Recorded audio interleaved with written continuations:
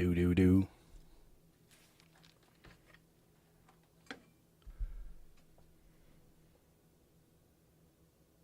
And we're live, ladies and gentlemen, with Thaddeus Russell. Hey. Pretending to be a morning DJ. All right. Hey, how's everything going out there in the wild and wacky world of being a professor? Oh, God. I got to leave. Sorry. You got to leave? I can't do this.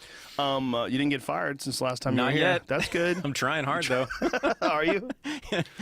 Being on here sure doesn't help. It doesn't? Did you get any heat at all? Yeah, I did, actually. Really? Yeah. What'd you get heat I about? did. Oh, God. Here we go. No, someone complained about the podcast. One person? Mm-hmm. Well, that's someone who was amazing. referenced. Someone who was referenced in the not by name, but someone who was referenced. Oh, like one of the people that we complained about? Someone complained to the administration about what we talked about. Oh, my goodness. And what did they say? Nothing was done to me, but So- I don't know. I was just told that there was a complaint made. So how does that work? Did they have to examine every complaint for to make sure that it's a valid apparently complaint? they did not. They in did this not. case, yeah. I was told it was a formal complaint, but then nothing, as far as I know, was done about it. So I'm still there. Although I'm probably leaving Occidental anyway. Oh my goodness! Yeah. Is this a news flash? Yeah, it is actually. I guess I With have breaking news? Yeah. I might be taking a new position at Willamette University in Oregon. Oh. Are you going to move up there? I'm going to split time between LA and there. Oh, you're a glutton for punishment. Yeah, my son's here, so I gotta. Yeah, that's a Gotta be a father. long commute. It's man. not well, actually. 2 hours in a plane. It's funny. It's like an hour and a half, and then it's about the same as what I'm doing now between the east side of LA and the west side of LA, where his mother lives. Oh. So actually, it's not that much different commute for me. Yeah. Oh, the traffic versus the flight. Yeah. Yeah. I mean, I haven't done it yet, so we'll see. But I think it'll work out. Wow, what an optimistic fellow you are. I love Oregon, though. It's awesome. Yeah, I so know. beautiful and up they there. have water. They have much water. They have water, and they have green plants. Everything's green. It's incredibly green. Yeah, it's an interesting trade-off. It's like they get a lot of rain, but because of that, the grass is like this vibrant, almost like glowing green. It's like the opposite of LA. Yeah. Everything's alive and lush. Yeah. Yeah. It gets a little dreary though, like when you don't see the sun. I'm worried about like February, March, Yeah. April, but I've heard the summers are great. The summers are amazing. Same as Seattle. Like Yeah. I was just in Seattle recently, and it rained 3 days in a row. And by the time the third day rolled around, we were like, okay, let's get out of here. Exactly. But it was fun because I was visiting some friends, and I was with my family, and so took the kids, and they just love the fact that it's different, because it never rains out here. They're like, yay, you get to go they're splashing in puddles and running around. Oh, yeah. But if that's every day, you're like, oh. They're like the 90th day in a row, Yeah. which they've had. I think they had like a foot of rain in the last month. They've had a lot. Yeah. But last winter, they had like an incredibly dry winter, Right. and it was amazing. Yeah. No, but I'm looking forward to it because, I love hiking and camping in the mountains and the ocean and all that stuff. That's So a it's great just spot to be. Surrounded by it, yeah. And you say it's Willamette? Willamette. Willamette, Which is that's in how you say it? Salem. Yeah. Salem. Which is just south of Portland. Oh, okay. Yeah. Wow, that's awesome. That's great country up there. Yeah. So was that part of the incentive to get you to go there? The location? Well, the deal is my partner, girlfriend, got a job as a vice president there. Partner/girlfriend? Partner, girlfriend. I don't know. I hate that. There's no good term for it. Right? I know. It's Your special lady friend is we're what I not used to use. married, I don't know. Before I was married, I'd call my wife my special lady friend. Oh, yeah. Sometimes I call her my lady, but I can't do that on the campus. You know what I mean? Like You can get in trouble for yeah, that. I get totally in trouble. Yeah. How hilarious is that? Yeah. Well, since you've been here, the social justice warrior crusade has ramped up considerably, including what happened in Yale with that woman who I guess she sent out a letter saying that you should allow people a certain amount of leeway to be offensive.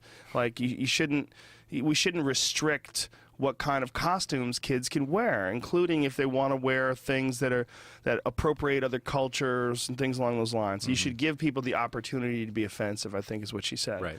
I guess opening up the door for free expression. The idea is that you're supposed to be learning in these schools. You're supposed to be exploring different ways of thinking, and whether or not something is is this humorous? Is this valid in our culture? Is it not? Should you be offended? Is it pointless to be offended? Is it silly? Does it offend everyone? If it doesn't offend people who it's supposed to be culturally appropriating, then what's it on you? So is this opening up this can of worms, right? Yeah, it is. It's a can of worms. It's a very complex issue. I mean, there's a lot to unpack here. So first of all, I don't know if you know, she quit for good. Yes. That professor. I believe her husband did as well, right? The dean? No, don't think so. The dean of Silliman College? I don't think so. Okay. But I could be wrong. So, yeah, it's been all over the country. It's been very intense at Occidental, by the way. Yeah. And I've been in meetings, and I've seen a lot of it there. I've been sort of in the middle of it. It's a complete clusterfuck. There's no doubt about that. I mean, that's my scholarly opinion. Yeah. It is really, it's gone to the level of being a caricature of political correctness. You know, PCU, the movie, you've ever seen that? It really often looks like that. Yeah, it's like a South Park episode almost. Or a South Park episode. It really is to the level of caricature now. And so, you know, obviously a lot of what the student protesters are saying is hysteria. I mean, they talk as if they're in Alabama in 1960 when they're actually at Yale or Occidental College, and they're among the most privileged people on the planet, right, just by being there. And many of their demands are essentially totalitarian, you know, demanding diversity training, mandatory diversity training for all faculty and staff, which, you know, I'm assuming would be teaching me how to think about race and gender and sexuality, right? Telling me what I should say in my classrooms and not say in my classrooms.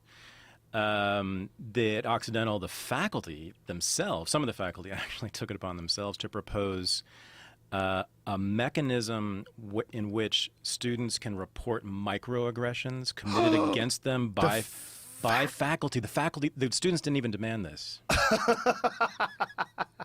How is this happening? I will say, just to be clear here, it hasn't been voted. The faculty hasn't voted for that yet, but it was a significant minority of faculty proposed that.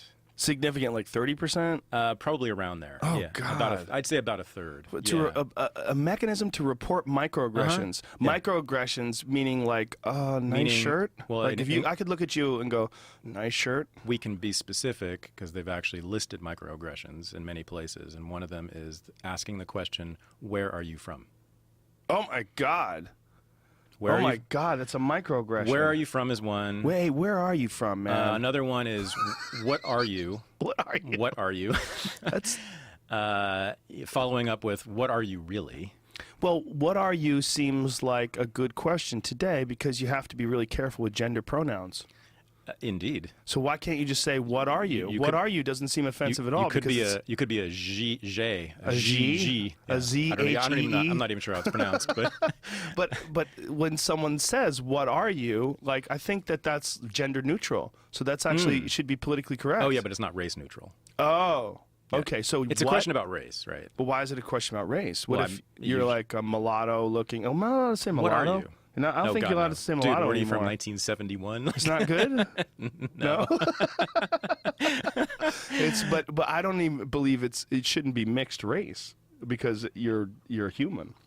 You know, it's all one race. That's been proven scientifically. The question is, what race are you? Which is sort of a silly question and a little bit it's a terrible question. And slightly rude, sure. But it's also like scientifically invalid because there's only one race. Exactly. There might be different ethnicities and different parts of the world where your ancestors and different cultures. Certainly. Yeah, but it's only one race. Yep. Like this idea of what's your race is fucking stupid. Yeah, absolutely. But that's considered to be, that kind of ignorance is considered to be violent, and I mean that violent, hostile racism. Because the refrain is, we are unsafe on this campus. That's the word that's used. If someone says, what are you? Unsafe. You become unsafe. Yes. And that's not an You're exaggeration. in danger. That is exactly what is said. Guys with hoods and So torches. There's this incredible conflation that goes on, which drives me insane. Because certainly there is some racism on campuses. You know, there is some racial insensitivity, no doubt. But they conflate that stuff that goes on at Yale with Ferguson and Baltimore and Birmingham, Alabama in 1956 and South Africa under apartheid, right? It all becomes the same thing, right? It all becomes white supremacy. It's all racism. It's all structural racism. It's all systemic racism. And so we need to start sort of differentiating here because there's clearly some differences among those. So what are you is one, what are you really is the follow-up, which is like that's where you double down on your racism. Yeah. What are some other ones that would make me throw up? That would be like a double microaggression. What are some other ones? Where are you from? What are you? Well, then there's things, there's things that clearly are rude, possibly racist, like you're really smart or you're really articulate to a black person. Wait a minute. Wait a minute. Why? What if he's really articulate? What if you're talking to a woman and she's black and she's super articulate and you go, wow, you're really articulate? Or whether you're talking to a white man and he's really articulate and you go, wow, you're really articulate. As I said, it might be racist. But it might just be a compliment. Well, it's just that that's what's often been said. I mean, you have to understand. I do. Often been said. Of course. Remember what Joe Biden said about Obama during the election, right? He said people like him because he's so articulate and well-spoken, right? It's what's classically been said. But why is that racist? That's just true. About model black people. But why is that racist? Because you're comparing him to the former president, George W. Bush, who was totally the opposite of that. Was not. Right. He was terrible at it. Yeah. So when you get a guy like Obama who's clearly articulate and intelligent, why is that racist at all? Well, again, it's because it's been said about the model black person. Right. But unless you use it in that context, unless you say, as a black guy, he's very articulate. Right, which has been said, too, on campuses, and often they'll say things like, to a black guy in particular, oh, you must be an athlete. You must be on a sports team. What if they're yoked? Yeah, well... What if they're a black guy and they're fucking, Right, they could just... built like LeBron James. They could be a physics major who lifts a lot of weights, though. Come on, Joe. It could be, but I mean, why is that a bad thing to say you must be really good moving your body? I mean, wouldn't it annoy you? It would annoy you, wouldn't it? What, if somebody asked me if I was you were an athlete? black and someone said that to you. Oh, you're here because you must be on the football team. Oh, okay. Well, if it was that, if it was like the insinuation that the only reason why you got into the college was because of your athletic prowess, not your intelligence. That is what it is. Yeah. Okay, yeah, these things are not completely groundless. It's not, I said it's mostly hysteria. I see what you're saying. There is a lot that's legitimate, that's real, that I understand, that I have compassion for. I've never been a black person. I've never been a black college student, but I've always been sure that it must be at least uncomfortable for black people on these campuses that are mostly white. Yeah, in some circumstances, for sure. Well, that makes sense, but I mean, it seems like socially that stuff all weeds itself out. Like, people realize who the dicks are, and you avoid those people. We're talking about, like, the word microaggression is suitable for that. And that is a microaggression. It's so micro. It's all like, it's just kind of slightly dicky. Right. And so the question is, do you have a macro response to a microaggression, right? In the form of policy, which limits freedom of speech, which limits academic freedom, which erects this surveillance system, right? Essentially, which is essentially what they're asking for with microaggressions.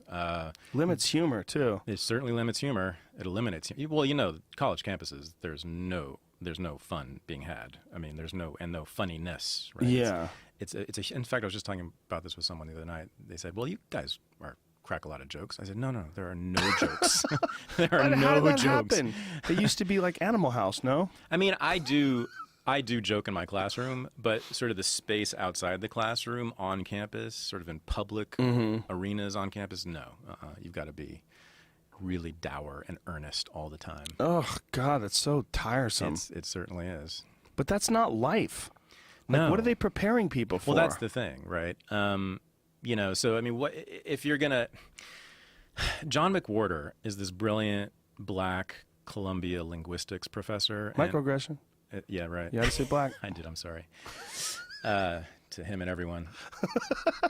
He has said that when he was in college in the 1980s, he heard a few times statements that were clearly racist, that were even sort of hostile and racist. No doubt about it. He said, it never occurred to me that I might be damaged by that it might hurt me to hear these things. I just assumed that these people were worthless when they said it, that they were like scum on my shoe. Yeah. Exactly, right. So what's happening now is kids on campuses either have been trained or have trained themselves to feel damaged. Devastated is the word, actually, that's often used, by things like microaggressions. Well, So that what you're doing is you are stating and claiming status as a weak person, right? Someone who can be damaged by the slightest slight, right? So then what happens when you're in the real world where there really are racists, where there really are people who will pull you over for being black, who will throw you in prison for being black, who will shoot you for being black, who will not give you a job for being black? You know, real racism, real structural racism, what do you do then? Well, I think the idea is that they're going to eliminate that by raising people through their system that never have these thoughts. So we're going to clean up the world. If that were a plan, at least it would be a plan. I don't see that as the plan, though. Well, the professional victim status, that's a real issue, because people claiming to be victims when there is no real problem, they're looking for victims. They're looking for things that are targeting them. And I always assume that the reason why people do that is because there's not enough real problems. Like, the real problems have become so minute. Like, this is the safest time to live ever. And on campus, I mean, outside of the normal things that you're going to deal with when you have a bunch of young people together and, you know, social interactions and alcohol and all the other crap that happens between human beings when you get them together and they're young and they don't have, even when they're older, you know, you get a group of people together, you're likely to have some disputes. But outside of that, what's the fucking worst thing that's happening to these kids? Right. Nothing. I actually looked up the statistics because you know, people during when the Missouri thing was happening at the University of Missouri, right? Yes. There was all these claims about, you know, nigger being said and, you know, racist violence in the air, and I thought, really, is that possible? So I looked it up. I mean, there has not been a racist hate crime on a college campus in the United States in 30 years. Wow. And in fact, and that one, which was in the early 30 years ago, was a guy who wasn't a student. He wasn't affiliated with the campus at all, with the college at all, who bombed some dormitory that had black people in it. But, so basically, it's, yes, of course, it is an extremely safe place to be for everyone. Don't you think that in those extremely safe environments, sometimes people just go around looking for problems that don't exist? Well, I mean, this has been the case in American colleges for decades. I mean, when I was in college in the 1980s, that's all we did. We needed to fight the devil. We needed to, and then you had to find the devil. And the problem was he wasn't there, right? The Ku Klux Klan wasn't actually on campus, right? The police weren't even really on campus. You know, you didn't have these terrible sexists and racists on campus, so you had to invent them. And what you did was you invented them in the form of the president of the college often, right? He became the villain that you had to attack, right? And I did that. And that's what's going on now. So one of the main demands of students at Occidental was the resignation of the president. Why? What did he do wrong? It's a great question. And I haven't actually gotten a specific answer to that. There's no answer? Is he a white guy? Yeah. Well, fuck him. Well, he embodies privilege. Of course he does. Yeah, right. But everyone at Occidental embodies privilege. Everyone at Yale embodies privilege, right? Of course. Well, students and faculty alike. Ask a Filipino peasant, you know, what they think of students at Yale, whether they're privileged or not, right? Yes. So do they have specific charges? There's a tremendous lack of specificity, which also drives me crazy.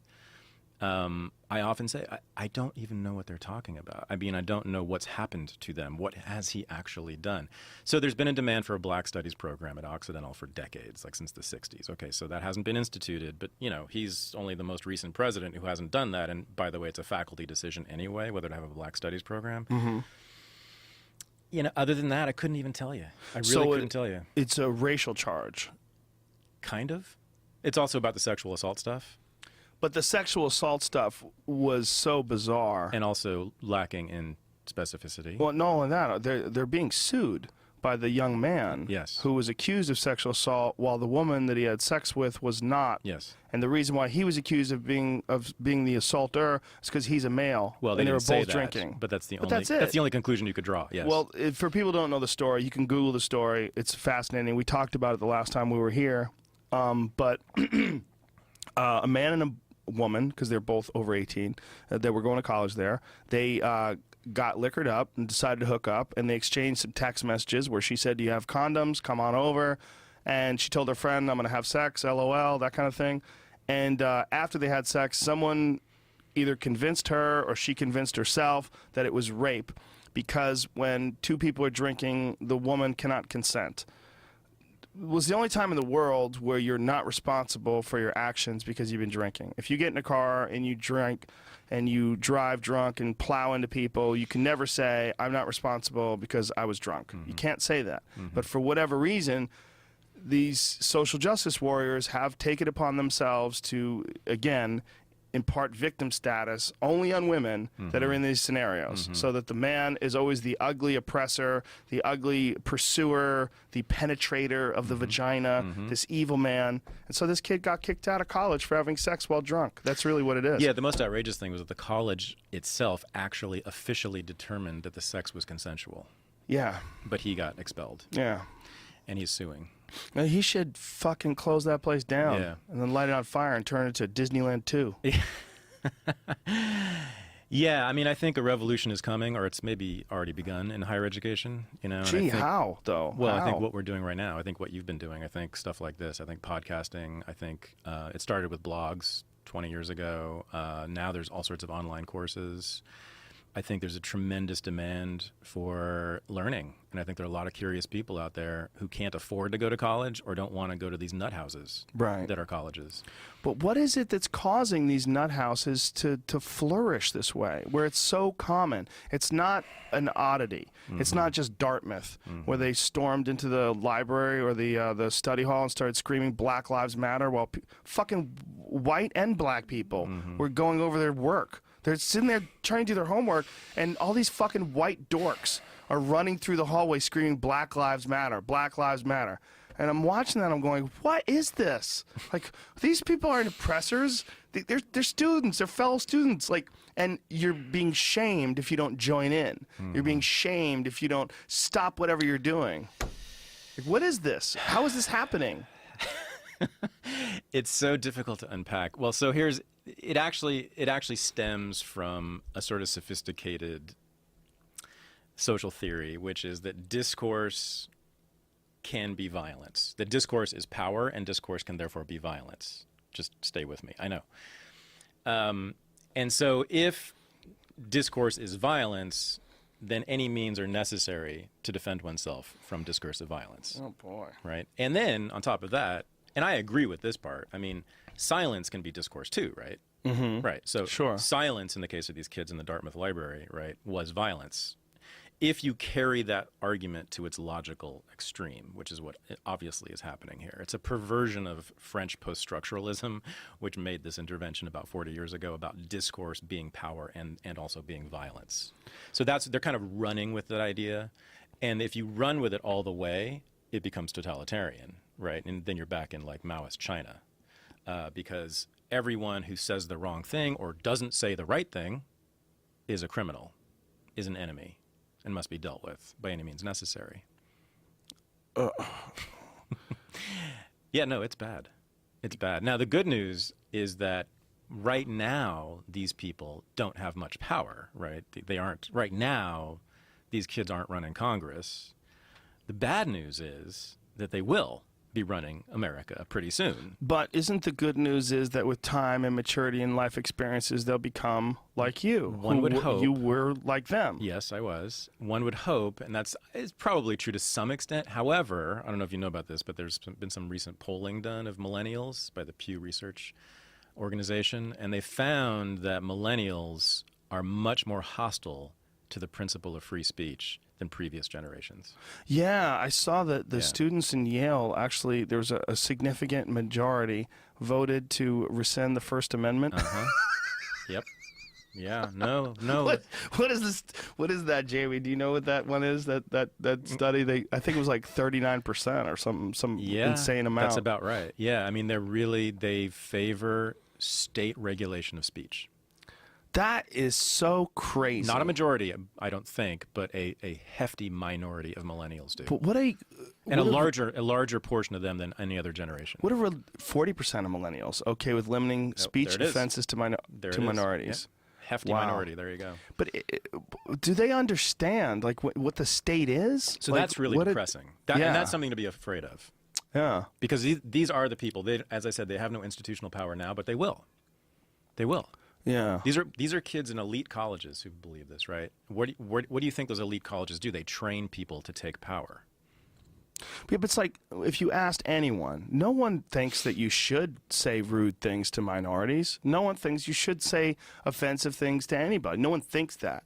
But when you decide what is offensive and what you should and shouldn't say, you limit discourse. You have power over other people's ability to express themselves, and what you do is you create these splinter groups where people get off together and they close the blinds. They go, yeah, all right, now it's time to talk about Mexicans. Exactly. And they get together and they say racist shit and they form groups. Right. So you can see it like in comments sections on the web, right? You can see it in Reddit. Right? You can see it anywhere there's anonymous users on the internet, right? That's what repression does. I mean, there's like clearly hardcore racism and sexism and misogyny and rape culture in those corners. Yes. It's all anonymous, right? And these are the repressed. This is the repressed talking. Yes. Right. That's what happens, right? And so yeah, but it's also, I think it's even worse than this, right? Because as I said the last time I was here, it is inherently conservative what they're calling for, even though it's a sort of a left-wing movement. They're asking for Big Brother, either the college president or the United States government, to protect us from ideas and speech and words, right? So then what are we interested in? We're interested in those people having the power, having more power? That doesn't sound very left-wing or liberatory to me. Or radical at all. No, and even these ideas, I mean, to stray slightly from this, when people are talking about socialism ideas, about taxing the rich more, well, where the fuck do you think that money's going? Exactly. It's going to go to the government. It's going to Bernie Sanders. Yeah, well, when Bernie Sanders says that, right? I'm like, Bernie, you're a senator. You understand where this money goes. It goes to him. That's what I mean. It goes to him to control. Well, it's the idea behind you take more money from people and give to the government to make things even. That is fucking crazy talk.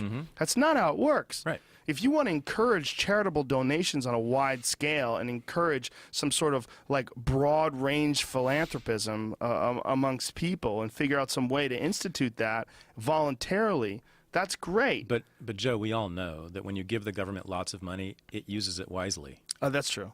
I forgot. And it doesn't ever use the money to hurt anyone. No, never. We know that. So and they never waste it. You're being silly. Yeah, I'm right. But that actually is sort of this, that is, I mean, it is that absurd. I mean, that's the assumption underneath this, is that if we give them more money, they're going to do nice things with it. Yeah. They're going to feed orphans with it. I had a friend. No, actually, they're going to drop bombs on orphans. 100%. Right. Yeah. I mean, you don't get a itemized sheet of where your money went. Like only $5 went to bombs. Yeah, I'm all for that.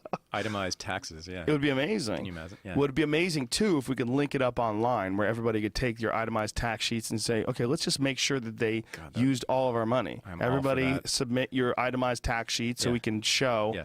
We're missing $1 billion. How weird. Where'd that go? How fun would that be? Be like, Afghanistan? No. Yeah. Well, we don't even have any idea where our money goes. It's one of the weirdest things, because you give a significant percentage. If you make more than, what is it, $250,000 a year, you pay 40% plus in taxes.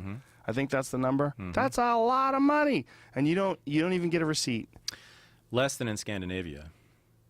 The taxes. How much they get for the wealthy? I don't know, but I think it bumps up against 90 in some countries. 90? I think so, yeah. 90% taxes? Yeah, I think it's around there, yeah. Well, isn't that what Bernie wants to do? Oh, yeah. He wants to rock it up to 90? Yeah, he's a Scandinavian social democrat. Yeah, that's what he wants. Where's all that money going? The problem with that is, like, even if you do that, like his ideas, as they've been explained to me by people who understand the economy, like you would have to charge... $18 trillion is the number, yeah. You would have to tax everyone in this country 100%. Of everything they make, and you still wouldn't have enough money. Right, yeah. If you liquidated all the assets of all the wealthy, all the 1%, even I think the 2%, you couldn't pay for his stuff.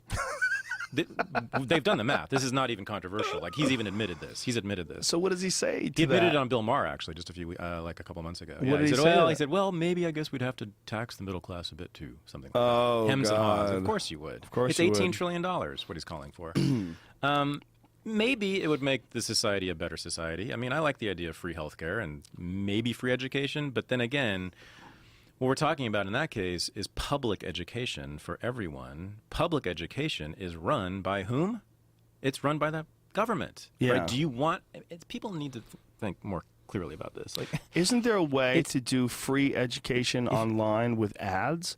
Totally. The way you have YouTube ads. Totally. Why wouldn't you do that? I mean, as long as the ads aren't offensive, or as long as the ads aren't, some ridiculous propaganda. Well, that's exactly the question that should be raised with Bernie Sanders and his supporters, right? Why do we need a government-run education system? Or put it a different way, why do you want that? Right. Because I think there's something else going on here with them. I don't think it's just they want free education for everyone. I do think they're interested in social control, and that's a great way to control the populace, is to control their education, right? For the government to control their education. So when you say they're interested in social control, like to what extent?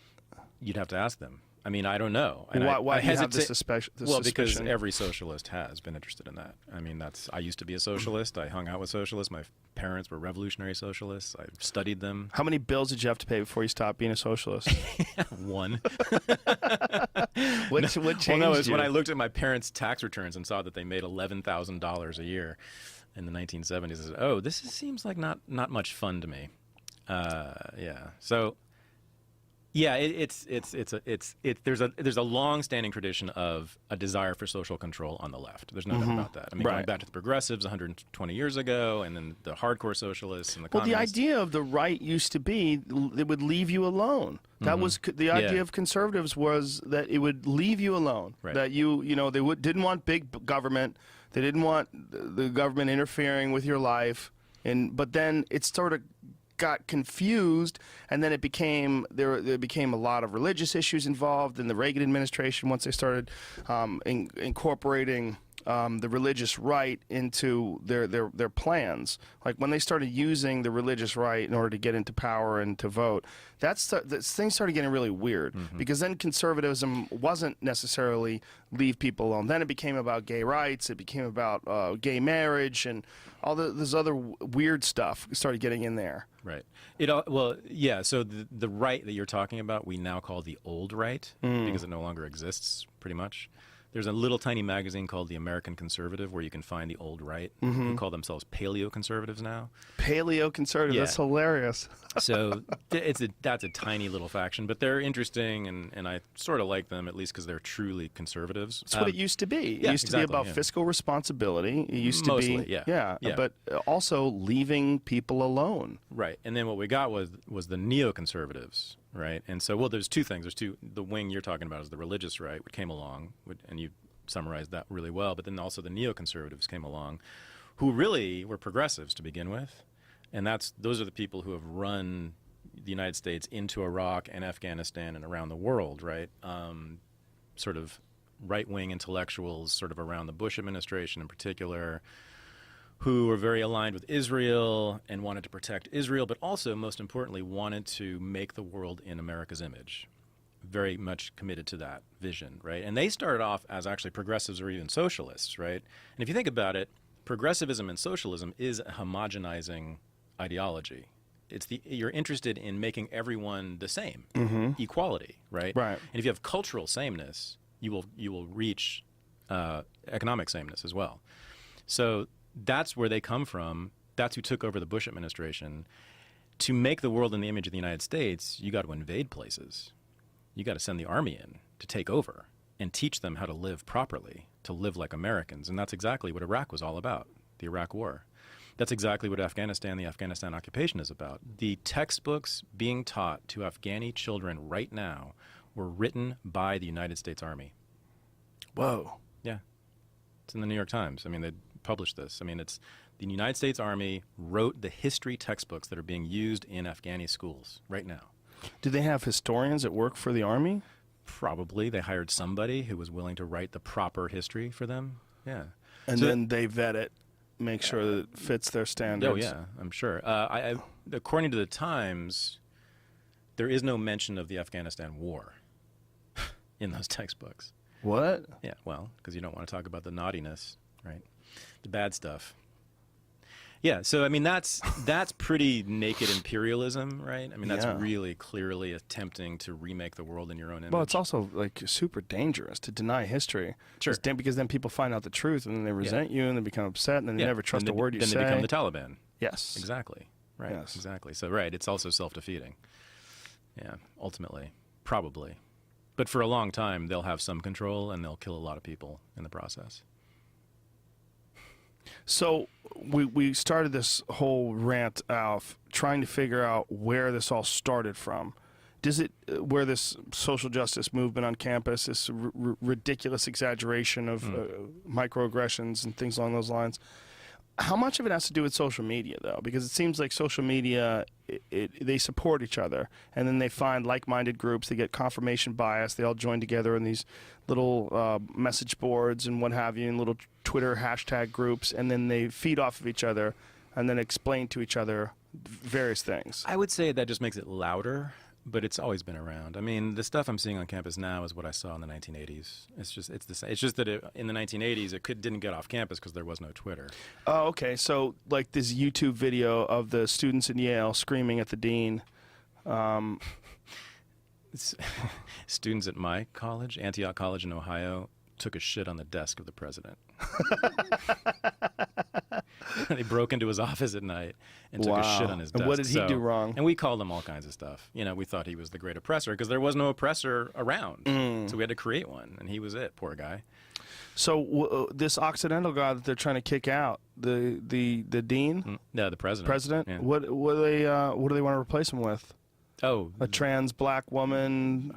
That's a great question. Gender queer. And that has been raised a few times. So who do you think you're going to get to replace him? Like, who is there out there who will be better for you? Right. No one. Do they have at least a list of offenses that he's committed? Other than not having a black studies class or program? There's a list of demands. You can go online and see them. Those are demands. They're not necessarily grievances, right? So it's unclear what the specific grievances are. Well, and who gets to vote on these demands, too? I mean, is it a small, tiny shell group? Well, the faculty has power over curricular issues, and then administrative issues are the president and his offices, basically. Okay. It's sort of embarrassing to talk about this stuff because it's so ridiculous, and I'm a part of it. You know, I feel embarrassed to be associated with it. You know, do you remember that moment when there was the pepper spray incident on, I forget what campus it was. Davis. UC Davis, thanks. Where they pepper sprayed those kids that were sitting there peacefully on their knees, and they were protesting the raising of tuition, and they wouldn't leave. So this cop pepper sprays them in the face, and then after all the commotion had settled, was it the dean? Was that what it was? The woman who left, and no one said a word as she walked by. It was totally eerily silent. And that was a powerful statement, a real powerful statement. Instead of screaming at her, instead of like, you called the police on this, like, look what's happened, the pepper spray kids, no one said a word. And this woman walked, and she was being escorted to her car in just dead silence. So how do you interpret that? It was just insanely powerful. There was palpable. You could see, like, first of all, it was shame. The whole thing was like shameful. Like what that cop did was shameful. What the kids were doing was that's like a legit protest. Like, you're charging too much for school, you're raising the rate. That's a legit protest. And the fact that they were pepper sprayed for doing that, and by some fucking asshole cop spraying chemicals in the face of these kids, and then this woman leaving in total silence. But that was a response to a real situation. Like something real happened, something real went down, and it was really like a cultural tragedy. Well, I mean, these microaggressions are real. I mean, I've seen these huge websites that sort of document specific microaggressions that have happened on all sorts of campuses, and it all sounds believable to me. I think it's all happened, you know. Where are you from? What are you? Right. What are you really? Yeah, it was going to be dicky people. Are you an athlete? I think it's all true. The question is, how should you feel about that, right? And John McWhorter's argument is, you have a choice. His argument is that you have a choice, right? You can choose to be damaged by that, and I think these kids really do feel damaged by it, or you can think, this is a parochial knucklehead who said this. Why should I care? Right. What this idiot thinks, right? Which is McWhorter's attitude, right? When he was at Rutgers or whatever it was, he was just like, he came across some actual racists who said things to him, and he thought they were inferior. And he says that's what they should be thinking now about people who say these things. You're an idiot, right? They're making themselves damaged. And you're right. This doesn't rise to the level of your tuition, your scholarship being cut, right? Your financial aid being taken away. It doesn't rise to the level of a cop spraying you in the face with pepper spray, right? Those things are real grievances that have to be dealt with, I think, in extreme ways, right? But isn't it interesting that that was the response? Like in a real situation, everybody just stayed quiet. And this eerie silence as this woman left. Right. That was a real protest. Like that like rang out. Like you watch that video to this day and it's fucking creepy. Have you seen it? I don't recall the woman walking away. I've seen the video of the pepper spray, yeah. The pepper spray video is disturbing, but this is really kind of powerful. When the woman's leaving and she's being escorted out, no one says a fucking word. I mean, there's 1,000 people out there, and no one says a word. That can be effective. I think it was that protest was effective. It was because there was a video that went out on social media and everyone saw it, right? Right, but I mean, in the moment, I think it was effective for everyone who was there, including her. I think fucking shit up is effective too, actually. Oh, right? Look at you, you anarchist. Yeah. Like, in what way? There's no question about it. What way would you like to fuck things up? Well, I think if you look at the history of riots in this country, you see tremendous social progress immediately following them. So you're pro-riot? What's that? UC Davis? I am not pro-riot. I'm just, but... Sounds like it. Well, maybe. You're going to get in trouble. Yeah, I'm already in trouble. I'm already in hell. No, it's true, though. I mean, if you look at sort of police brutality, right, most riots in this country have been in response to police brutality. And you look at the cities in which riots have happened since the 1930s, you'll see a decline in police brutality in those cities almost across the board, almost in every case, right? Just in Baltimore recently, right? After those riots, those cops were indicted. Now, they may get off, but they were indicted, which is a rare thing for cops. Hold on, let's put the headphones on so you can hear this. Because it's kind of crazy.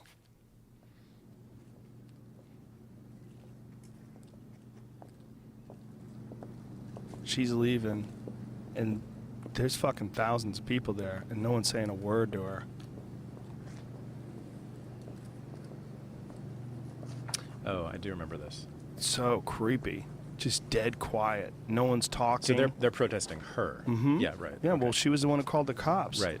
On these students and had them pepper sprayed in the face. So she has this long walk of shame. And people are taking photographs, but no one's saying a word. And it's really intense. And if you know the story behind it, it's even more intense. I mean, this lasts for quite a while, and no one says anything. And did she resign, or was she fired? It's a good question. That's the question to answer, right? Yeah, I don't know. But this video got out, and I'm sure this whole scenario was brutally stressful, and it had to cause some form of change. Oh, it definitely did. I mean, I don't know if she suffered, but I know that UC Davis Institute, I think the cop was fired. Oh, yeah. Well, his life was threatened. I mean, that guy's life was absolutely ruined. Right, and you can be sure that it's less likely for a protester at that campus to get pepper sprayed. Oh, 100%, right? Especially if you're just sitting there. Yeah. I mean, that's disgusting. You're supposed to do stuff like that when people are dangerous and violent. You're not supposed to do stuff to kids that are just sitting down. But in Los Angeles, it is much safer, even though it's not safe, but it's much safer for black people in dealing with the cops now than it was in the 1980s because of the 1992 riot. There's no doubt about that. I mean, the police, LAPD instituted wide-ranging reforms. And you can ask anyone who lived in LA in the 80s and lives here now. It's a huge difference in the way that the cops deal with black people in this city now. And that was from one video, the Rodney King video, and then the trial, and the subsequent acquittal of the officers. And then from then, what we're dealing with is the new wave of these videos. We're seeing over and over again all these videos, evidence of police brutality. And that's probably having an effect on it as well. People are much more aware of what they do and what they don't do. There have been more indictments of cops this last year than I think ever because of Black Lives Matter and social media. There's no doubt about it, right? It's very effective. And, you have Bernie Sanders and Hillary Clinton and Martin O'Malley talking about police brutality constantly now. And that's clearly only because of Black Lives Matter. Bernie Sanders didn't want to talk about it until those kids got on the stage with him in Seattle and shamed him and yelled at him, right? And they were mocked for that too, but they were very effective in doing that. And then so the next day, Bernie Sanders starts talking about police brutality and the criminal justice system, and Hillary Clinton, like a week or two later, starts doing it too. And ever since then, they can't shut up about it. So it's very effective. Disruptive protest. They recognize that it's just a powerful talking point. Well, they're forced to talk about it because they've had these disruptive protests. Right. Right. So in that sense, you're in favor of those kind of protests. When I'm in solidarity with the cause, yeah. I mean, it's a question of tactics. Like, what is an effective tactic, right? And there's just no doubt that disruptive protest and, in many cases, violent protest in the form of riots has been very effective. Do you think that the future involves these kind of institutions, these long-standing institutions like Stanford and Harvard and Yale, or do you think that the future is going to be something where people get their education online more likely than not? Well, I think the future is the university I'm going to start next year. I'm going to Willamette only part-time, but what I'm really doing this coming year is launching what I'm calling a Renegade University, which will be an online education set of courses, lectures, and interactive seminars for anyone who's interested in learning about history and political philosophy, current events, looking at things in a new way. And you offer degrees? Not yet. I think most people wouldn't be interested in that. I think this is just for people who are just like you, or just curious about the world, right? There's a huge demand for this in the world, and it's so expensive at colleges now. It's unaffordable for most people now, or many people now.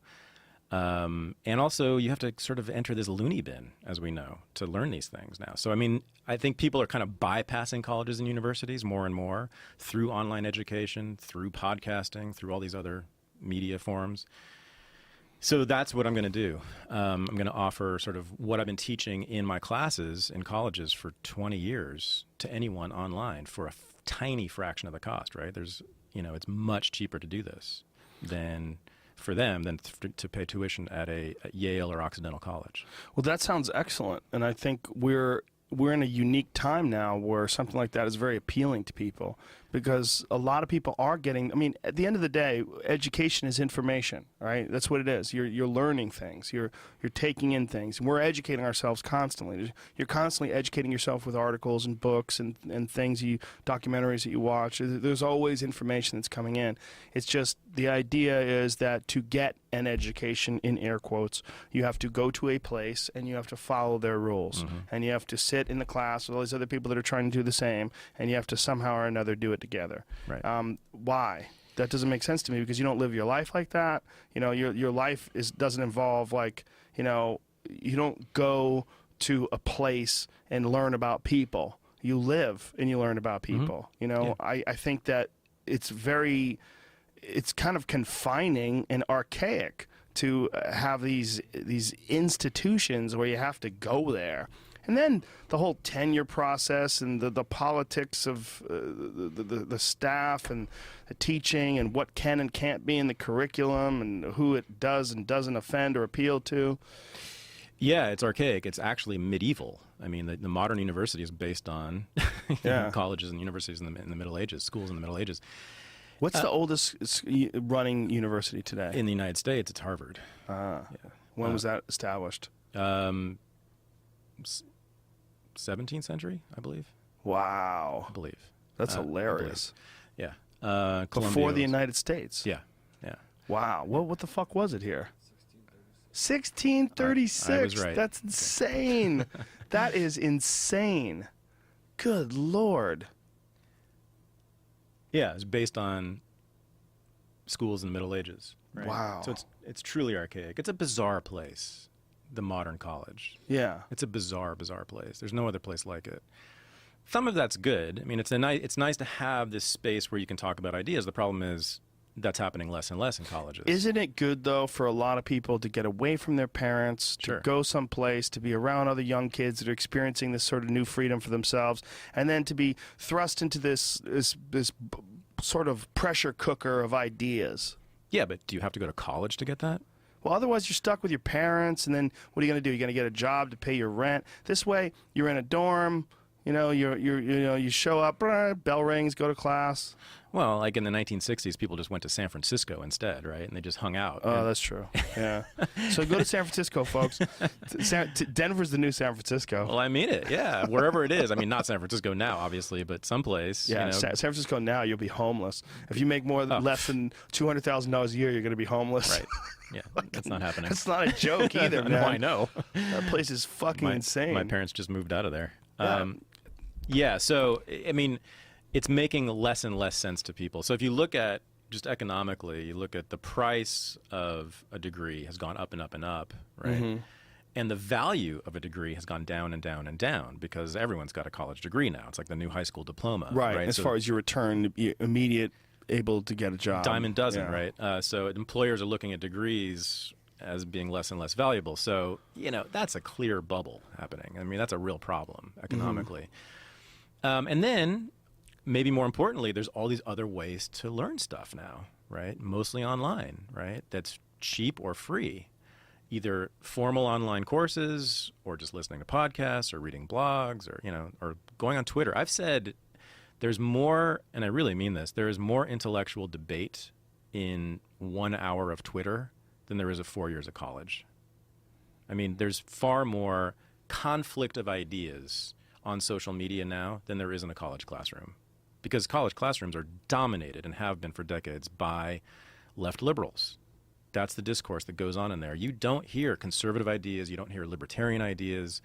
You don't even hear some radical left-wing ideas. It's this very narrow discourse that is pretty much only allowed in the college classroom. And that's, to me, the biggest problem with the modern university.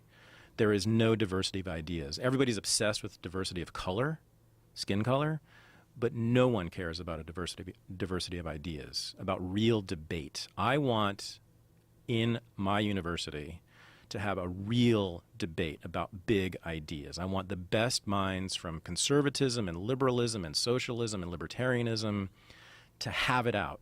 So let's talk about the big ideas and let's go for it and have the best people argue the points on their merits against each other. Why is it that there's such a narrow path of ideas that exists right now in colleges? Why is it just this tenure? Yeah. I mean, so what happened was conservatives basically dominated colleges until the 1960s, and then the 1960s generation of radicals had nowhere to go when they went into their 20s and 30s, so they decided to move into the academy. So they all got PhDs and they became professors, and they've dominated ever since.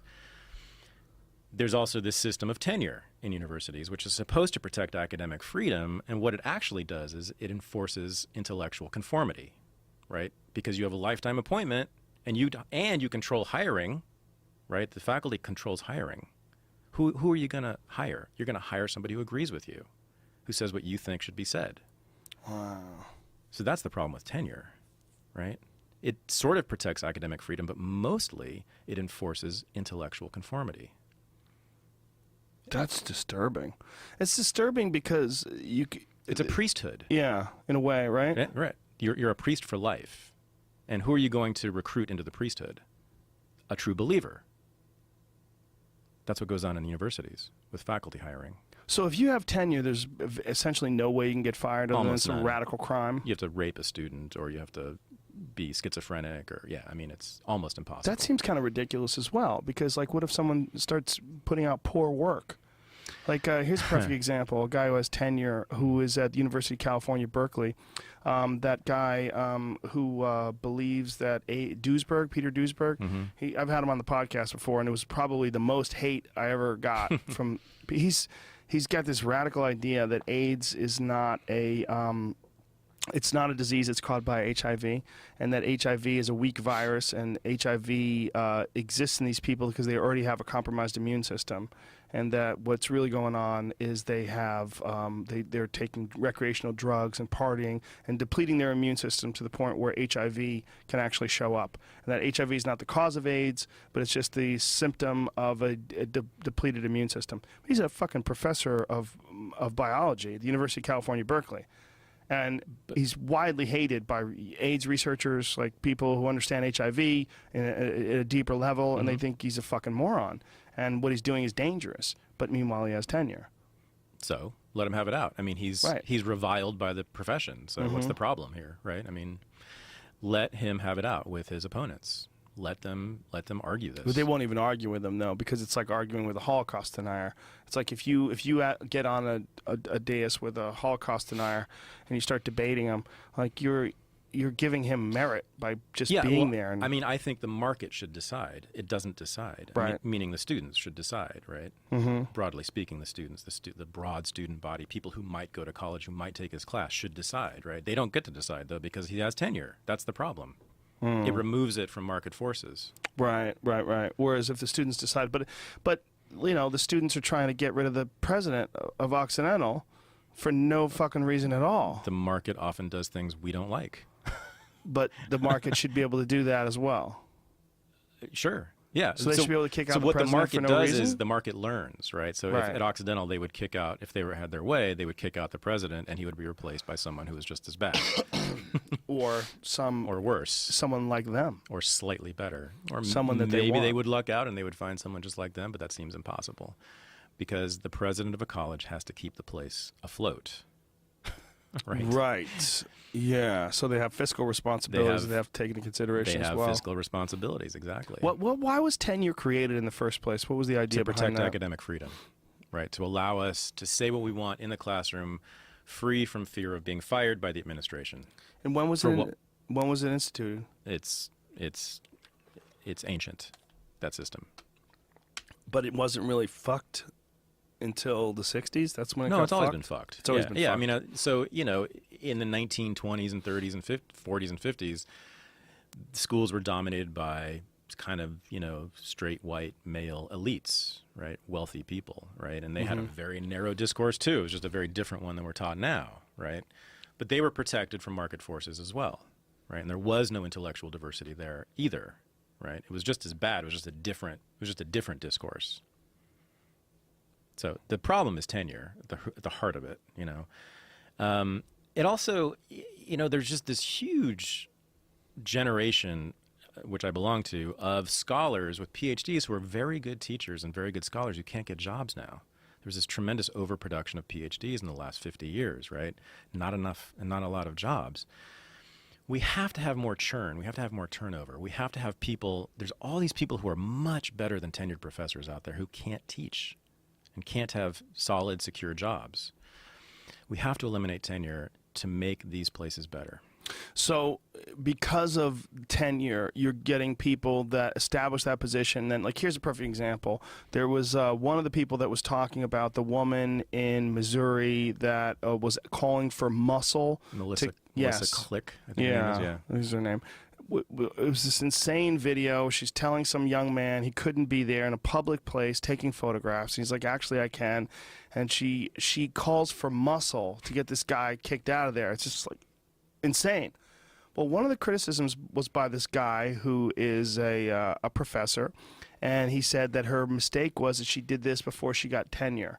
You wait until you get tenure and then you shake things up. Like, no. Her mistake was saying, can I get some muscle to take us to... Not only that, the same woman, just a day before, was calling for the media to cover this event. And she's a professor of communications. Yes, which is the whole thing is...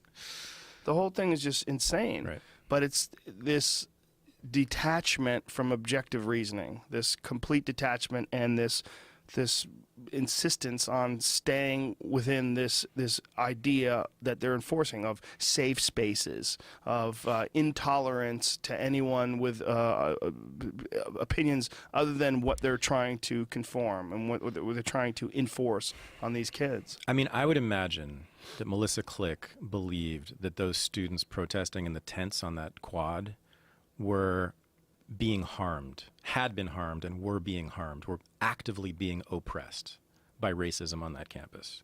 And they needed to be protected from that harm. Now, what actually happened on the University of Missouri campus? Allegedly, 2 people used the word nigger in a 6-month period. That's it. And that's hasn't even been proven, by the way. Who were these 2 people that did it? Well, no one knows. Oh, it's just like it's in the air? Two students claimed that they were called nigger. God, that's it? Yeah, with no descriptions of and there's that could have happened. It could have happened, but you know what else could have happened? This is a part of the problem. Kids make shit up. Always have, and especially to enforce that victim mentality. Yeah, right. So we reward victims. Yeah, well, that's the cultural problem. There's a recreational victim mentality that's going on, where people are looking for reasons why they were victims. And in that situation, you got a hunger strike over 2 people using that word over 6 months. Yeah, and there's a hunger strike. It's a demand to be treated like a child. Yeah. It's a demand for more paternalism, right? Protect me. I'm a victim. Or, cleanse this area of all its impure thoughts and reasoning. Right. Make it into a playpen. Well, make it into a safe space. Yeah, like playpen. Which they Playpen's a safe space? At Brown. That's a bouncy house. Yeah, well, at Brown, you know about the safe spaces at Brown, right? University. What have they done? Oh, Christina Hoff Summers talked about it on Pocket, but right? I mean for everybody. Sorry, yeah. They created a safe space that had coloring books, I think, for students to go to because if the ideas they heard were too troubling for them. Videos of puppies. And videos of puppies, I guess, yeah. So she said. These are allegations. Who knows? But yeah, I believe it to some extent. Yeah, and that was because of a woman who's a feminist coming on to talk about the problems with using incorrect data and biased studies to reinforce ideas that may or may not be true, which she believes damage actual feminism. All right. So before we continue to trash the students too much, I have to say this. All this is true. Everything we've said is completely true. Right. And I agree with you on all of it. However, I've been teaching for 20 years, 4 different colleges, elite schools, both coasts. This is a minority of college students we're talking about. Oh, yeah. This is not most of them. It's a vocal minority. This is not most of them. Right. In fact, it's a fairly small minority. Most of my students, as far as I know, have not been like this at all. In fact, most of them are pretty disdainful of this kind of stuff and just want to learn. Well, I think a lot of kids today also, because of social media, because they get to watch videos of all this nonsense going on at Yale and all this craziness going on in Missouri, and they get to read blogs about it, and they get to participate in conversations on social media. They're understanding how stupid it all is. They're understanding that you're dealing with a bunch of fucking babies. And so there's probably some pushback in that regard. So what's been... I keep saying the most troubling thing to me. One of the most troubling things to me is that the faculty have been mostly silent about this. And it seems worse than that. If the faculty's trying to some are enforce some sort of them on. mechanism. So some of them are egging them on, but most, I would say, just aren't saying anything. And I'm talking about tenured senior faculty with lifetime job security are not saying anything. And I know many of them have reservations about what's going on, but they won't talk about it. It's really infuriating. And I can't quite explain it except that they're just cowards. But it's a terrible thing, right? I mean, because the ideas these kids are espousing, they've gotten from the classrooms. Right. They've gotten from these faculty. Well, don't you want to take back your ideas or try to teach these kids? Isn't that what we're here for? Yeah. Right?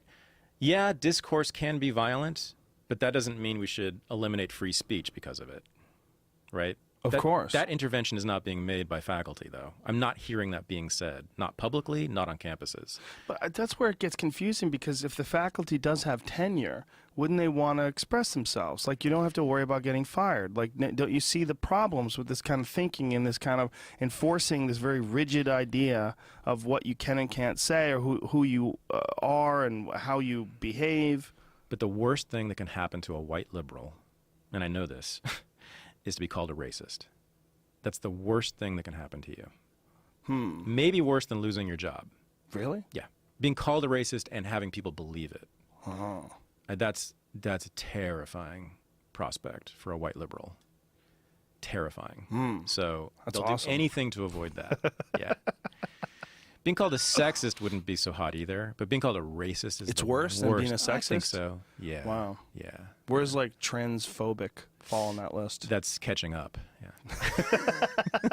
That's moving up the list pretty fast. The transphobic one is weird because there's so few transgender people. Like the percentage of people that are transgender. It's amazing that has caught so much steam publicly, because it's not like you're responding to like a real issue that's happening. It's almost like like a pet thing to reinforce. The trans movement is interesting. So, you know, the trans movement started basically after Stonewall, 1969, 1970s, as part of the gay liberation movement. And the thrust of that was, leave us alone, and we don't care what you think about us. We're going to do whatever we want to do. We're going to dress as women or dress as men. We're going to behave however we want. We don't care what you think about us, right? That's a very liberatory movement. I'm a big fan of that, right? They're my heroes, that generation. And by the way, RuPaul is kind of a descendant of them. This is what he keeps saying over and over again. I don't care if you call me a she or a he. I don't care, he says. I'm going to do whatever I want to do. Are you allowed to say he or is it she? RuPaul says he doesn't care. He says he? He says he doesn't care. He says you can call me either he or she. So you can't misgender him? Nope. Good for him. He's free. Her. Exactly. Whatever. Right. G. G. J. J. Zay. So now what you see a lot, but not entirely, but a lot among trans people is, you know, they're really concerned about what you and I think about them. That seems to be their primary concern, is what we think about them. Again, it's like it's asking for more paternalism. It's giving us more power. Well, asking people to, when you meet someone, immediately ask, what are your preferred gender pronouns? Have you seen Steven Crowder did a video where he applied that in real life? No. It's fucking hilarious. He went out. That guy's something. He's something. He went out all over the place and was asking people what their preferred gender pronoun would be. And the look that people gave him, like in the real world, like, what the fuck are you talking about? Like, over and over and over again, he's asking these people what their preferred gender pronoun would be. How should I refer to you? You know, it's just, wouldn't it be better if we just didn't care? Yeah, I mean, I think this idea that a man has a woman inside of him and he really is a woman trapped in a man's body, or a man trapped in a woman's body, and you would like to transfer, you know, like this idea that now it's a she or now it's a he. I really think that you should be able to do whatever you want to do. And I think that even if you're not a woman trapped in a man's body, but if you wake up one day and go, I think it'd be cool to just get an operation and become a woman and start taking female hormones and see if I like it. You should totally be able to do that. Right. I'm 100% for that. The real problem becomes when you make whatever choices you're doing, you make it a big deal to everyone else. And you start making it so that people have like very specific ways they're supposed to address you and talk to you. You change your name to Caitlin. Now you're Kate. You were Bruce for 60 fucking years. But now I have to make a new noise with my face that means you. And if I don't make that new noise with my face, I'm an asshole. Right. And I'm misgendering and I'm insensitive and rude. Well, there's a slight possibility that you might be fucking crazy. And if you decide that you're a fox, do I call you a foxkin? Like, what do I do now? What if you? I mean, people don't like those comparisons. They don't like, but those are valid. Like you're doing something. You're having surgery and hormones to become normal. That alone should make you go, okay, what are we dealing with here? What exactly, are we allowed to discuss this? We are not. And that's where things get tricky. You're not allowed to discuss this, and you have to stay within a very rigid set of rules and behaviors. You don't want to call them crazy, though, do you? Some of them are crazy. How do you know that? Well, I think some people are crazy. I would assume that there's a certain amount of people in this world, whether it is 1% or 1/10 of 1%, that are crazy. Now, a certain amount of men who are cisgendered heterosexual men are fucking crazy. A certain amount of cisgendered heterosexual women are fucking crazy. Well, you got to define crazy. Insane, ridiculous, preposterous. Well, that's been said about people who get punched in the face for a living. Sure, a lot of them are crazy. That's true, though.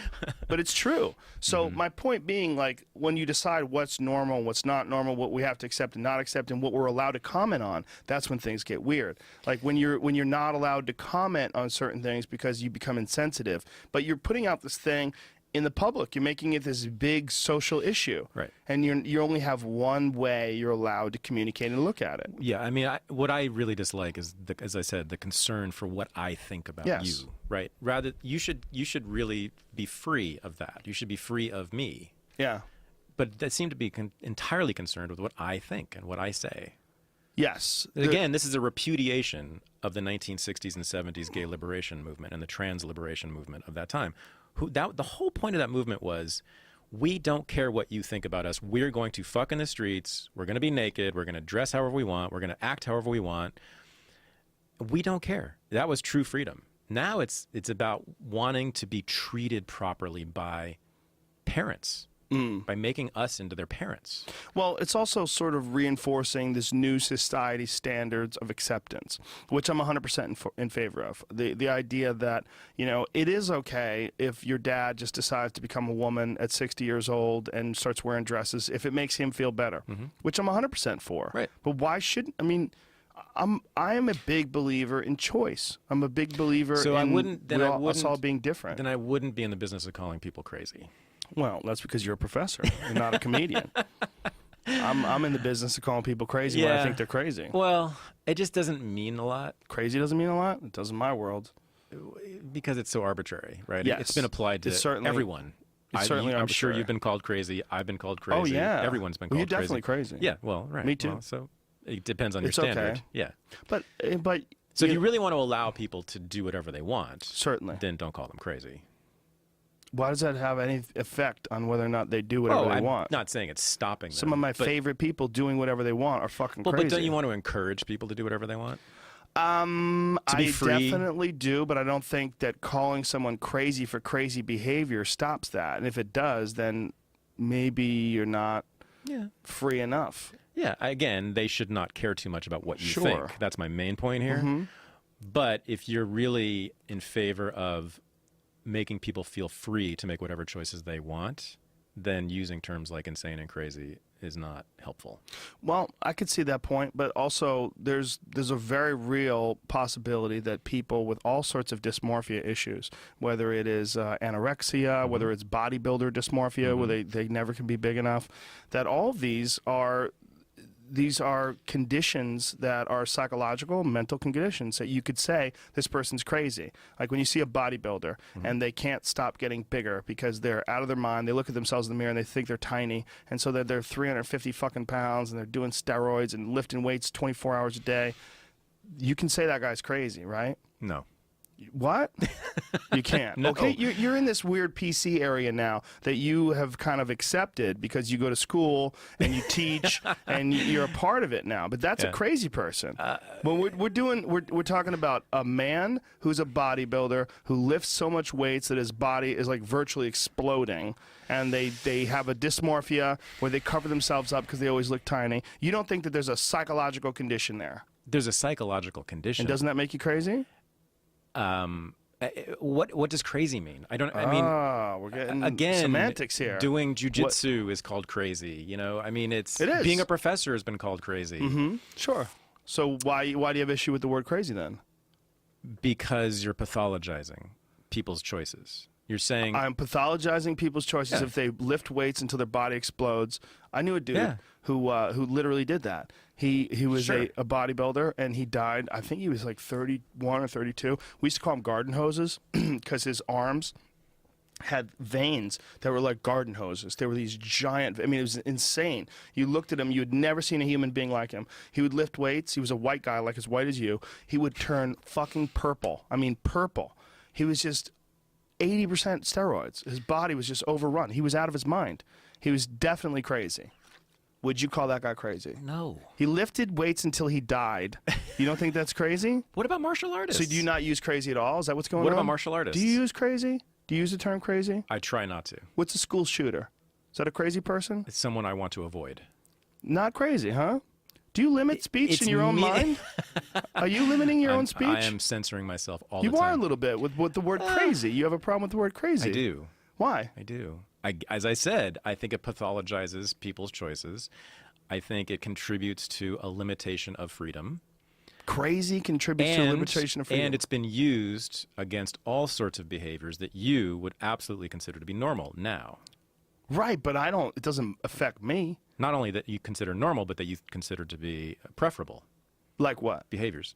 Like I said, like martial arts. Or driving a fast sports car. Yeah, but it doesn't affect me in a negative way.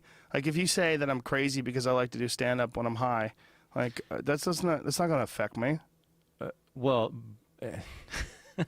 Well, it's in a way, you're infantile. You're infantilizing. That's not a word. infantilizing. Infantilizing. People that you would use that moniker on. Well, what do you gain from calling someone crazy? It's fun. Oh, okay, well, that's fine. I like calling That's people fine. crazy, isn't it? I mean, I'm not. What do you gain by any adjective? The question is what you want to accomplish. So I'm not moralizing against you using that term. Go ahead. But if you're interested in human freedom, right, and encouraging human freedom, then I would discourage using the term crazy to describe people's choices. Wow. But I use it all the time, and I'm in favor of people's freedom, and I think he's crazy and he's awesome. Like, is that okay? It's not about being okay or not okay. I'm just saying, again, it's about objectives. What is your objective? If it's maximizing human freedom, that's the word that doesn't reach that objective. Well, the idea behind that would be then somehow or another the word crazy would have a negative impact on the person that you use it on. Well, what you're doing by saying something's crazy is you're saying they should not do this thing. No. Oh, not at all. No. Oh, I thought you were. No. About the anything. bodybuilder? I don't give a fuck if he lifts himself to death. If it was my kid, I'd probably try to get him help. Oh, okay. Well, but I mean, it's obviously usually it's used, but you admit that usually it's used in that way, though. It's used as a negative, right? Usually you're saying you should not do that. That's a bad thing to do. You should not ride a motorcycle without a helmet. That's crazy. It is, but you're gonna die anyway. You know, I mean, the way I view crazy is. Well, I mean, there's broad ranges of crazy, right? Like, there's the crazy guy that walks on the street talking to himself, and he's not on a Bluetooth headset. He's just, having internal dialogues externally. That guy, that's a crazy person, right? No. It's not a crazy person? No. What is that? See, it's very dangerous because people have been locked up, right, for behaviors that were called crazy that you would never consider to be crazy now. Right. Right? Against their will. All kinds of behaviors have been punished harshly, right? Because they were deemed to be crazy. Or insane, right? Or pathological. So you can do whatever you want, but I don't want to be in the business of labeling things, behaviors, choices, other people's choices as those things, because I know where it can lead them. It can lead them to lockup. Well, I think we're dealing with a broad definition of the word crazy. Some of them that are pejorative, and some of them that are actually positive. And there's a lot of people that I find to be crazy that I enjoy very much. And there's some of my favorite people. Well, it's also utterly arbitrary, right? Yes. So it becomes basically meaningless. Not necessarily. Your crazy is someone else's normal. Well, if you watch a guy and he's walking a tightrope in between two buildings, 100 stories up, that guy's fucking crazy.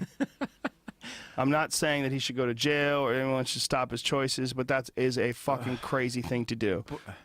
Why? What does that mean, though? What do you think? I mean, we're playing games here. Like, what are we doing here?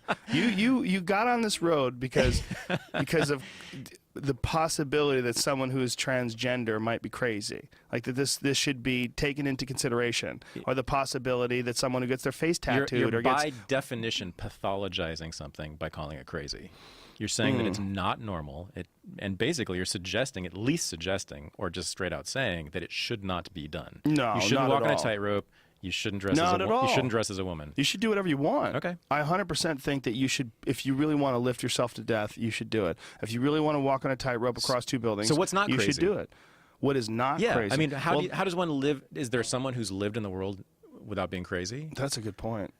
It sounds like a very boring place. I'm sure there is. This is like a very non-Joe Rogan kind of place to live in, a non-crazy place, don't you think? Maybe like a guy who works at a deli. Yeah. Just make sandwiches all day. We should all make sandwiches all day. His sandwiches are fucking crazy.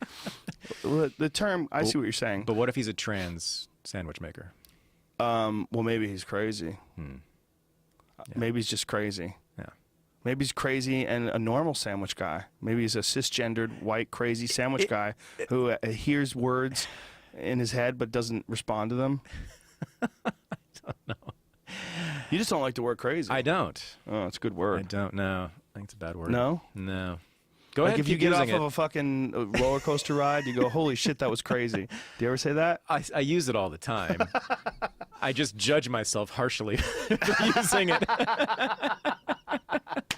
I have a shame awesome. session, you know, by myself. I see what you're saying, though. What you're saying is you don't want to shame people or in any way affect their choices, and you want to give them the freedom to do whatever they want. And by saying someone might be crazy, you're possibly limiting that. Yes, it's a shaming. It could be. It can be, not always, but there it also often is. are people with like legitimate pathologies that get involved in all sorts of body modification things. Like there was a guy who got his nose cut off, and he literally turned himself into the Red Skull. Is that what it is? The guy, the Captain America guy?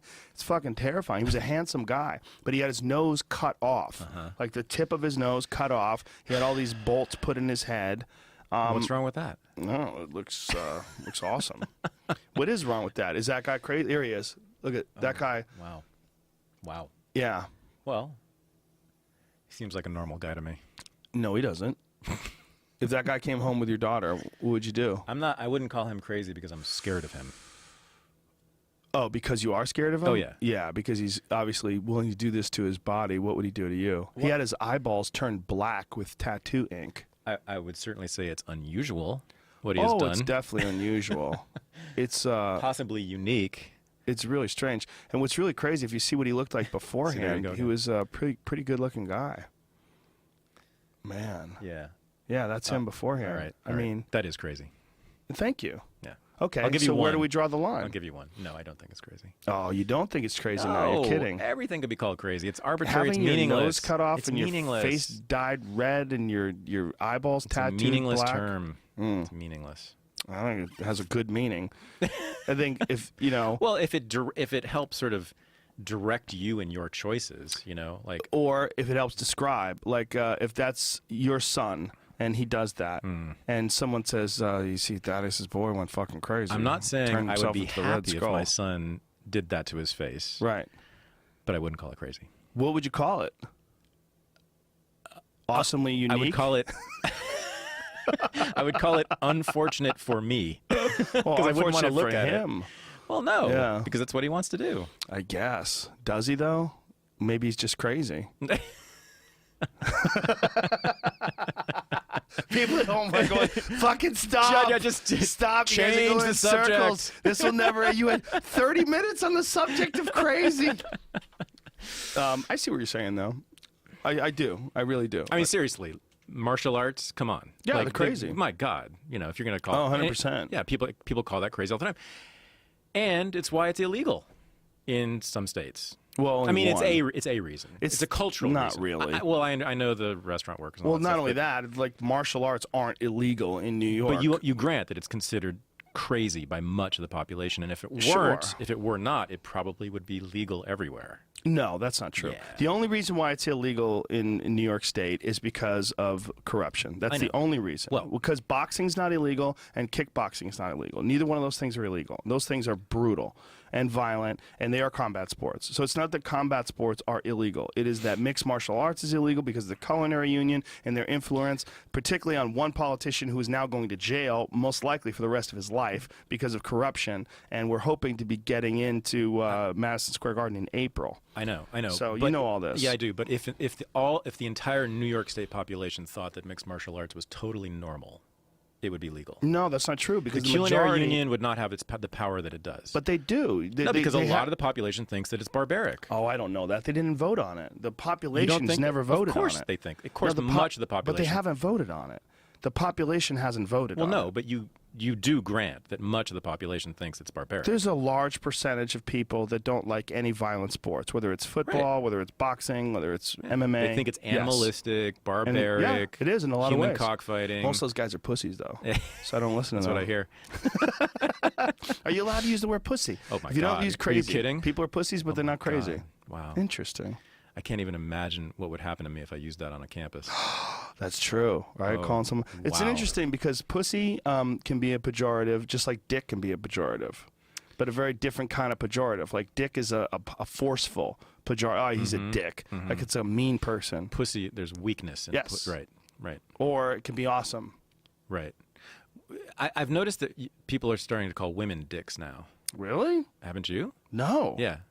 And assholes. Assholes used to be only men. Now often women are called asshole. I think women have always been called assholes, but I don't think so. men I think are, it was a lot pretty of men are strongly called, gendered.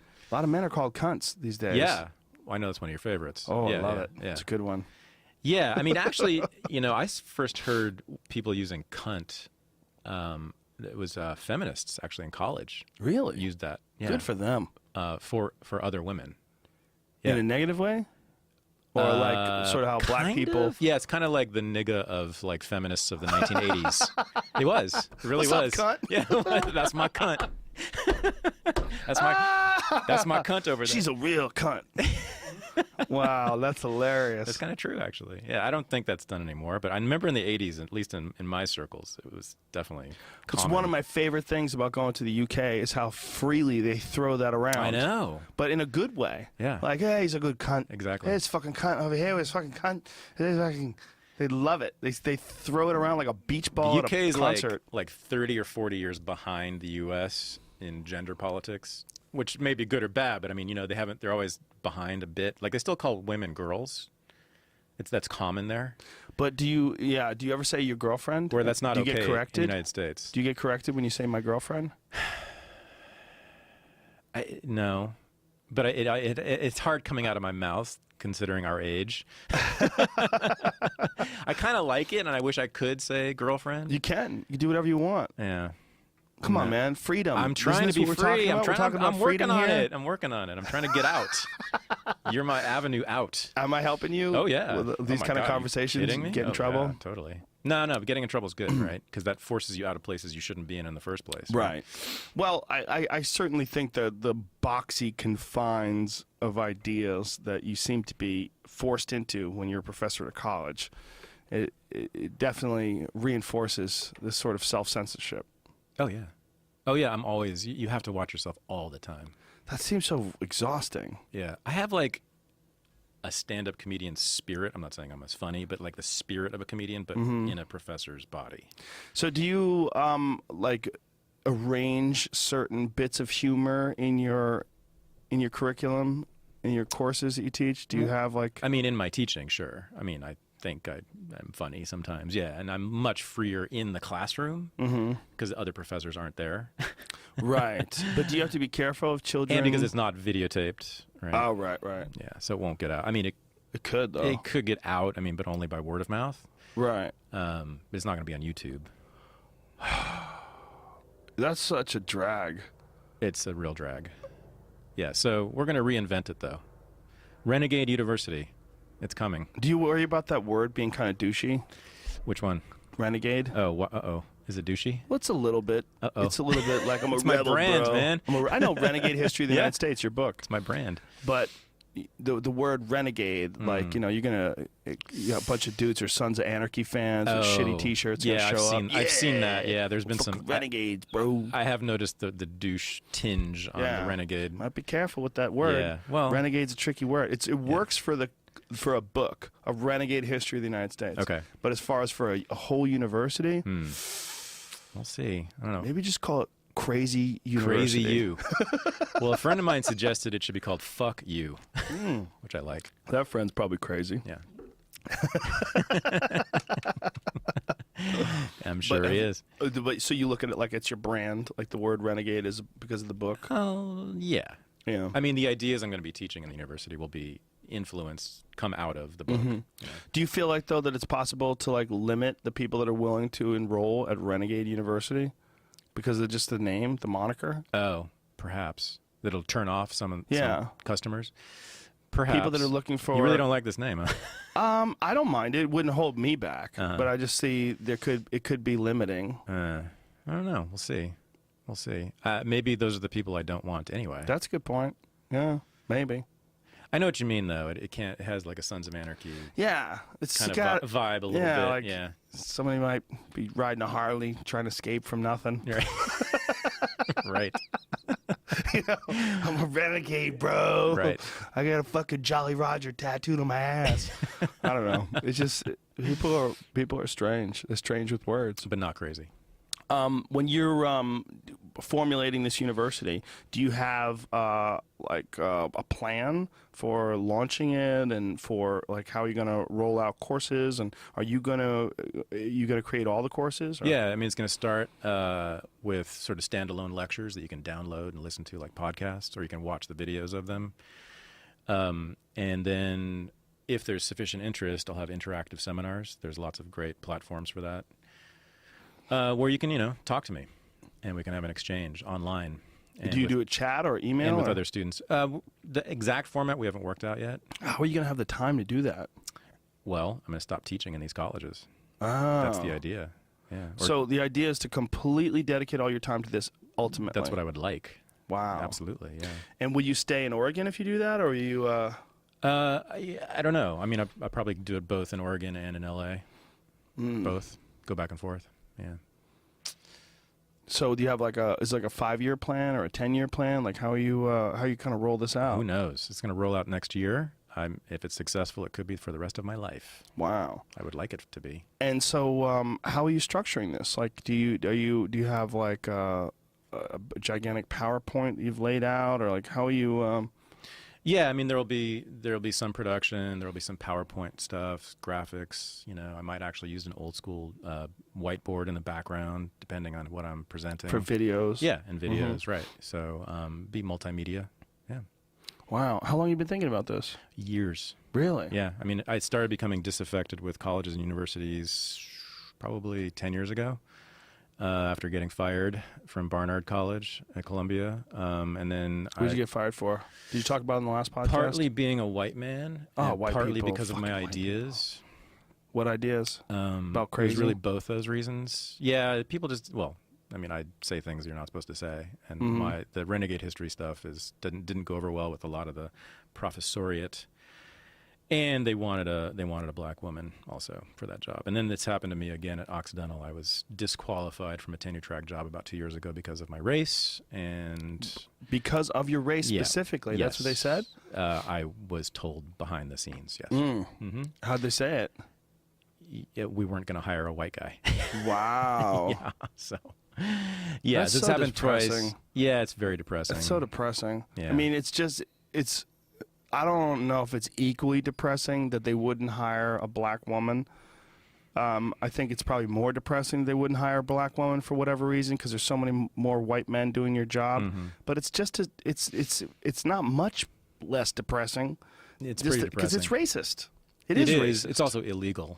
Yeah, I mean, you can't do it according to the Civil Rights Act of 1964. But how's that work? But they do it though? all the time. They just do it without making it public. What is this recent trend amongst kids where they're saying that white people can't be racist?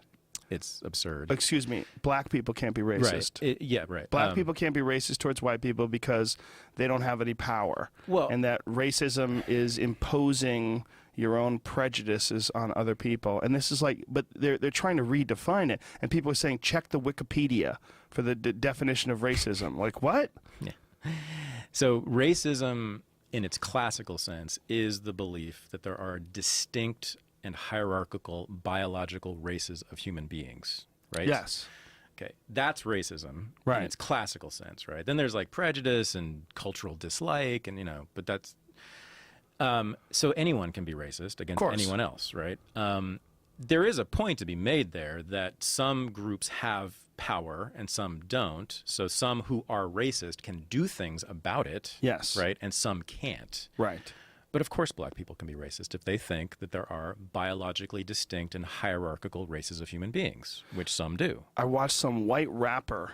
They just can't tweet put anybody this. in prison about it. And people were, this was so frustrating. These young kids were saying, he's woke as fuck. Like, he's woke. He woke. He's awake. He's woke. He woke as fuck. And then people were like saying, you're ignorant to people that disagreed. Y'all need to check Wikipedia.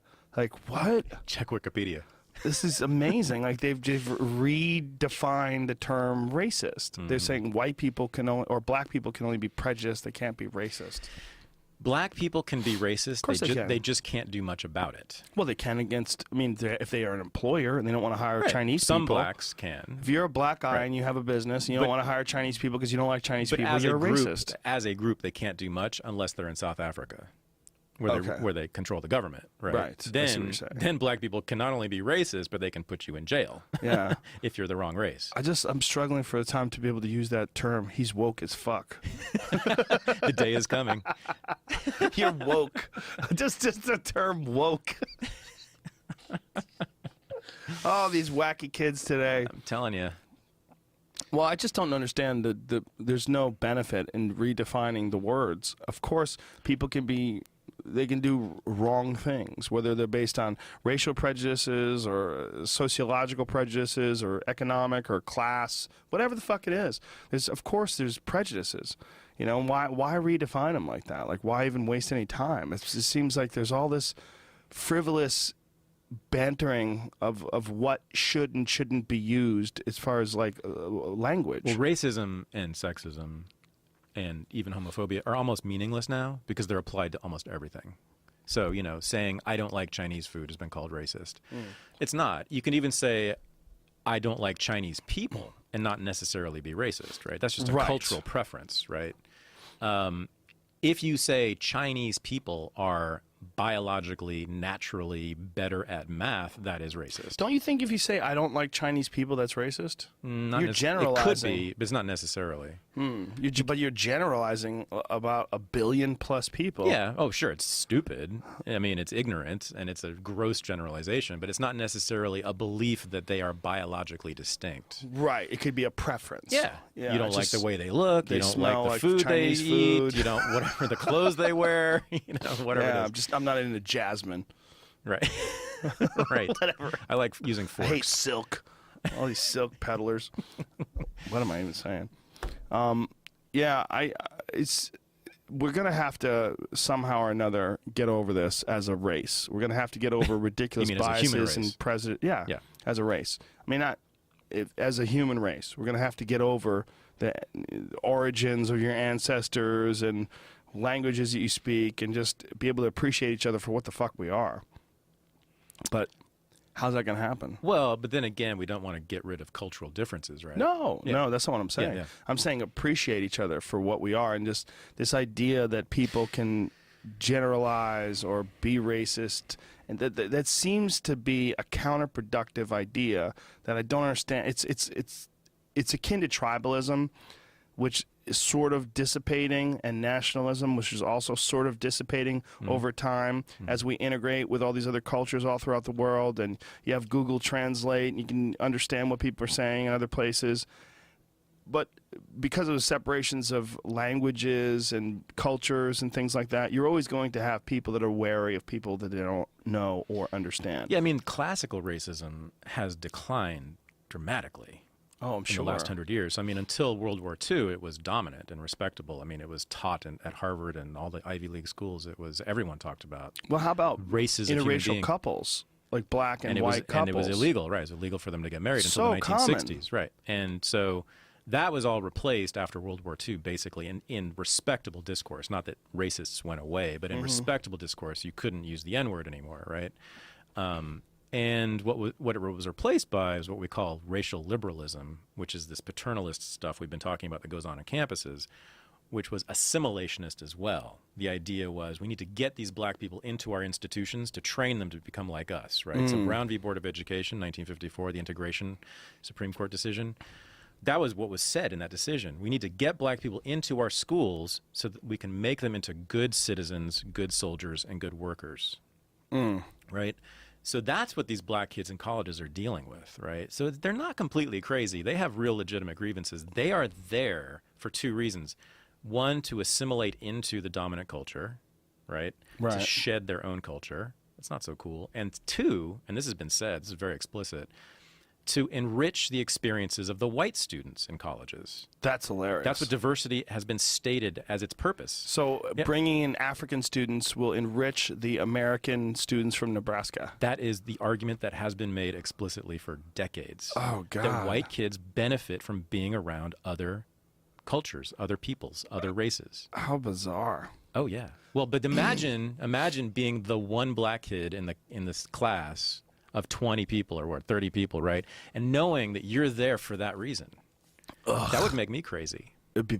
It would make you pissed off. Definitely. Yeah. Well, I think that's actually the source of a lot of the rage that's going on. It gets expressed in all kinds of funky ways that I'm not a fan of, but I do think that's at the heart of a lot of it. Oh, wow. And that has to be acknowledged. And a lot of the students do say this. I mean, a lot of them, most of them, I think, are aware of that. This tokenism that goes on and assimilationism, and they know they're in that class for that reason. It's kind of disgusting. What are your feelings on transracial people? Oh, like Rachel Dolezal. And the guy who was, until recently, he was in Black Lives Matter, and they found that he Sean was white. King? Yeah. I don't believe that, actually. I think You don't believe what? I believe that his father was black. But his mom and his dad are both white. Well, the story is that his mom had an affair with a black man. It's only his story, and it's Well, unsubstantiated. I don't know. He refuses to take DNA tests. Well, but you agreed that race he's is... white as fuck. I don't think Look so. at him. I have many It's a white times. guy. Yeah, I don't know. Even he's got the little pencil thin mustache in order to try But- to accentuate the but you possible said there's only- African American looks. But I know. But you said there's only one human race. There is. That it's all a Right, construct. but he's appropriating African American culture. Oh.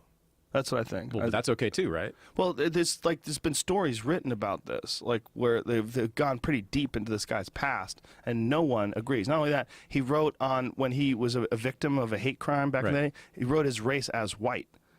Like that's what he wrote on the police report. Like you're talking about a guy like I don't know. Who Like, knows? I'm just guessing. Yeah, we can't know. And He looks white to me. but let's say he is a Rachel Dolezal type, Right. Okay. Pretty sure. And if race is a social construct, Uh-huh. then they're whatever they Well, want to be. we're all Africans, even you, you pasty fuck. I know. Thank you. we're all. Are you Irish? My pink self. Yeah. What is your Scots, Scottish? Irish, There you go. a little Jewish, Russian, You're Welsh, African. Welsh. I'm Meanwhile, African. you're African. I'm totally African. Yeah. Well, everybody is. It's where the cradle of civilization. Right. So Sean King could be whatever he wants to be. That's what I think. That's what my argument was for Rachel Dolezal. Me too. She wants I'm to with you. spray tan herself and Exactly. do herself up in a fro. Wasn't it amazing how you had social justice warriors saying that she couldn't do that, but Caitlyn Jenner Yes. should be celebrated? Yes. That's Yeah. my point. Right. That was my point. It's amazing. It's That hilarious. was an amazing moment. It's adorable. That contradiction, yeah. It was- Why can't you decide that you more properly identify with people that are African Americans? But do you think people would get pissed if you appropriated the Polish culture? Those people wouldn't give a fuck. Yeah, my book is They let you do full it. of examples going back 250 years of whites appropriating in a celebratory way black culture, loving it, Right. wanting to be black. As many of them have claimed to be black. There was a jazz musician named Mez Mesrau in the 20th century who he never said he was actually black, but he said, I'm renouncing my whiteness. I'm going to be with black people. He married a black woman. He hung out with black people all the time. Damn. He said he didn't want to be white. He only wanted to be black. Good for him. Fine. Why Yeah, not? Great. Who gives a fuck? Yeah, exactly. More fun. I just think that when you make stories up about your past Oh, well. and we find out that's not true, you've created some sort of a fantasy narrative. Yeah, that's not what Mesrau was doing. He was always upfront about everything. He was like a Jewish guy, I think, and he said, "No, I'm not. I'm just not going to be Jewish anymore. I was Jewish. I'm not anymore." Interesting. Yeah, but Jewish is not really that's a religion. Well, again, Jewish is a weird one, though. who are you right? asking? I mean, right? Of course, it's been defined in many ways. So It's kind of a race and a religion in a lot of ways. right. I think we talked about this last time. So the Jews, until World War II, were considered to be a separate race, very much so. And there was a debate about whether they were black. Many scholars thought they were black. Wow. Or whether they were sort of an ape, sort of missing link kind of species. Missing link. Or they were just something else entirely. Yeah, but they were definitely not white. What's amazing about Jewish people is how many European Jews have won Nobel Prizes. How many European Jews are phenomenal. brilliant scientists and mathematicians, and that's incredible. It's what an amazing gene pool. Well, it's the European Jews. Yeah, I mean, it's always been an intellectual culture, right? You know, the rabbis and studying the texts and the Talmud, and I mean, it's always been a heady intellectual culture, and I think that's where it comes from. And so that's most likely right. Yeah, and I think that's why they're also overrepresented in politics, in particular radical politics. If you look at socialism and communism and anarchism, it's just huge percentages of Jews participating, and I think it's because of they're essentially intellectual movements. Right. So yeah, no, it's an amazing. I mean, And stand-up I'm part comedy. Jewish, and oh yeah, right. Huge representation in stand-up comedy. That's right, From the yeah. beginning. That's right. I mean, wasn't Lenny Bruce Jewish? Very, very the Jewish. greatest of the greats. Yeah, I mean, he was, without him, there would be no modern stand-up comedy, or it would have taken a lot longer to develop. It's all blacks and Jews. Yeah. Right? Stand-up comedy. Yeah. Woody Allen. Yeah. Mort Sahl. Sure. Goes on and on. Especially that early golden era. You know, that generation was Jews dominated for sure.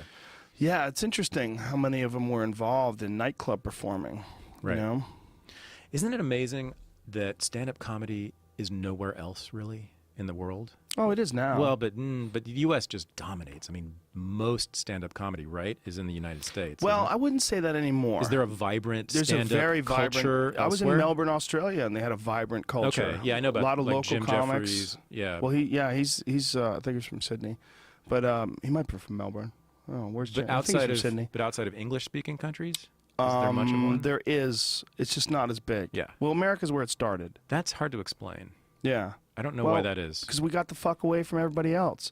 And once we got the fuck away from everybody else, we started talking shit. And once we started talking shit, well, they believe that the first modern stand-up comedian was actually Mark Twain. That Mark Twain used to give these readings, and in these readings, they would be very humorous, and he would essentially be doing a monologue. And it was like a stand-up monologue. And Mark Twain has some still brilliant, insightful, and resonating quotes that he wrote hundreds of years ago, right? What was his? What year was Twain? Late 19th century, yeah. Or 100, I should say. A little more than 100, yeah. Yeah, 100 plus years ago. But brilliant stuff that he created back then. And he would go on stage in front of these people and read these things, and they would laugh. And so he became like a humorous lecturer. And that was sort of the beginning of stand-up comedy. But not Jewish. Mark Twain, not at all. No, and not black. Oh, although he was certainly influenced by. See, oh yeah. I mean, I think some other people have said that the first stand-ups were ex-slaves. I don't know. I mean, and vaudeville. It's hard to because vaudeville is happening when Mark Twain's going on, and there's lots of comedy going on in vaudeville, and that was Jewish and black. I wonder what kind of speeches they would do, or what kind of jokes they would tell, or if they would do it like. I think a lot of it was the MCs. Like that's one of the things that Lenny Bruce used to do early in the day. He was sort of an MC for other acts. Like you would tell a few jokes, and then bring up a band, and then tell a few jokes and bring up a dancer. They had these variety shows. Variety shows were a big deal back then. And the MC would often be a stand-up comedian, and you'd be armed with jokes. And it was like the Catskills era. It was one of the weird things is that they had sort of street jokes. And like you would have jokes, and I would, use kind of the same jokes that you would do. So you would be in one place, and I would be in another place, and we might be doing the same jokes, And then Lenny Bruce was like the guy that started talking about life. Whereas instead of having these jokes, he was trying to explain why some of the parts of our culture didn't make any sense, why some of the things that we do are preposterous, why there's these hypocritical aspects of our society that should be addressed, and maybe we could live in a better, more happy world if we kind of looked at these more clearly. I think he was the first to do that. So what we think of as stand-up comedy is so broad because there's like Stephen Wright stand-up comedy, which is like joke, non sequiturs, not connected. And then there's George Carlin, which is like he would create sort of a new monologue every year, and then he would do that new hour on HBO, throw it away, and start all over again the next year. Observational humor is what you're talking about, right? With in some ways, Bruce. But like Jerry Seinfeld's observational, but he doesn't have any like deep political insight or social insight or sexual insight, whereas Lenny Bruce would. Yeah. It's like he's more restricted in his... Did you ever notice that you put a sock in the dryer, where'd that sock go? It's gone. Like that kind of shit. Like that's observational. Lenny Bruce wasn't the first political observational comedian, though. I mean, Woody Allen was doing that stuff in the 50s. He wasn't radical like Lenny Bruce. Lenny Bruce was the first radical, popular observational humorist, I think. Well, they all credit him as being the originator. I don't know if Woody Allen was before Lenny Bruce. Woody Allen was definitely talking about politics in the 50s. Yeah, I wonder. I would like to see. But he was talking about like the presidential races. He wasn't talking about daily life. He wasn't talking about race the way that Lenny Bruce did. Well, Lenny was doing some stuff that wasn't even funny. Right. But like one of the things that he did was he was talking about how they lied when Jackie Onassis was jumping out of the limousine after JFK got shot, or Jackie Kennedy, and they were saying that she was trying to help him, and that she was trying to go for help. Like he was like, she was saving her ass. She was trying to get out of that fucking limousine because they shot the president in the head. His head exploded, and she jumped out of that limo. And you're lying to people if you say any differently. And it was just like this weird moment when he was on stage. I've heard the recordings where he's explaining this.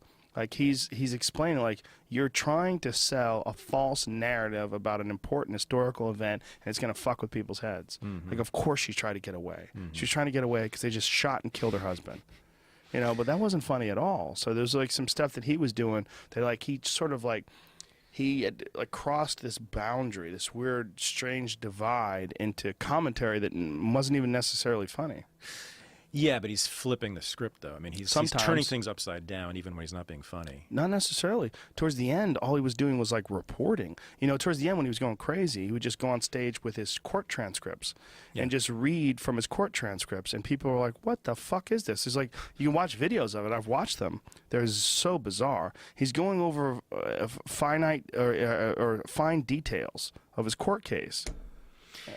Wasn't he the last comedian to be prosecuted for obscenity? I think Carlin was. I think Carlin was prosecuted after him. Oh, yeah. Really? Carlin went to jail. For obscenity? Yeah, he was arrested. Huh. Yeah. I don't know how much he went through the court system in regards to it, but I know for sure he was arrested for it. Martyrs for our freedom. Great, great heroes. Yeah. Well, if it wasn't for those guys exposing how ridiculous it is. I mean, our culture went through this radical shift, right? From the 50s to the 60s, 60s to the 70s, and then they tried to put a cork on it in the 70s. And then the sweeping psychedelic legislation that was passed in the 1970, where they fucking made everything Schedule 1, and they started locking down what you can and can't do. That there was some big, giant shifts. If you look at the shift in our culture between 1950 and in 1980, I mean, what a crazy fucking 30 years. Oh, yeah. Whereas opposed to you look at like 1980 to today, not nearly as 85 to 2015. What you get is more information. You know, you get the clothes don't look as stupid, but you know, no one's wearing Z Cavaricis and. I don't know about that. I mean, I think there's been many revolutions. And, you know, in terms of the culture, in terms of freedom of speech. I think we're saying things we didn't say 5 years ago. 100%. Lots of things. 100%. Yeah. You know, one of the big heroes in this, he never gets talked about in this way, is Larry Flint. He waged many successful court cases on obscenity issues, and he went all the way to the Supreme Court, and he won many of them, and he really opened up a lot of space for speech in the media in the 70s, 80s, and 90s. That's a very interesting point, because no one would, even if they did believe that was true, they would leave that out because he's a pornographer. Right. Oh, yeah. Yeah. Isn't that funny? Yeah. He wanted me to write the foreword to his book. Did you say no? I did. Not because of who he was, but because the book was not a good book, and I didn't want my name associated with it. It just was not a well-done book. But what was the book about? But I had lunch with him. It was a fascinating experience. It's a book about the sex scandals of presidents. It's not interesting. It's stuff that's just not very important. Sex scandals of presidents? Yeah, like sexual secrets of the presidents. Wasn't Nixon supposed to be gay? They were all supposed to be gay. Really? A lot of them. I mean, that's a but lot. Nixon had like a little dog and a boyfriend. They traveled everywhere. Never heard of that. Nixon being gay? Yeah, never heard that? Yeah, somebody wrote a book about it recently. Nixon was definitely crazy, but he wasn't. What? Yeah, no.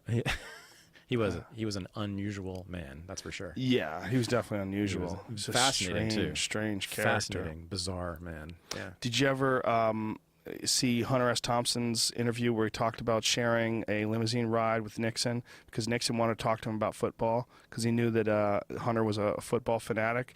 So he said no talk about politics at all. Deal? And they said, okay, and they got in, they just talked about football. And Nixon apparently knew about first, second-round draft picks and guys from obscure colleges, and Nixon was a football fanatic. And Hunter and Nixon just shared this limousine ride to the airport and just talked nothing about nothing but football. Then he definitely wasn't gay. I don't know. This is when there's a lot of gay people that like football. But this was when Hunter was doing Fear and Loathing on the Campaign Trail. And so I don't think they understood quite to the extent of how deranged Hunter was. So they took a chance with him in the fucking limousine with the president. Only in the 70s, right? Would that happen?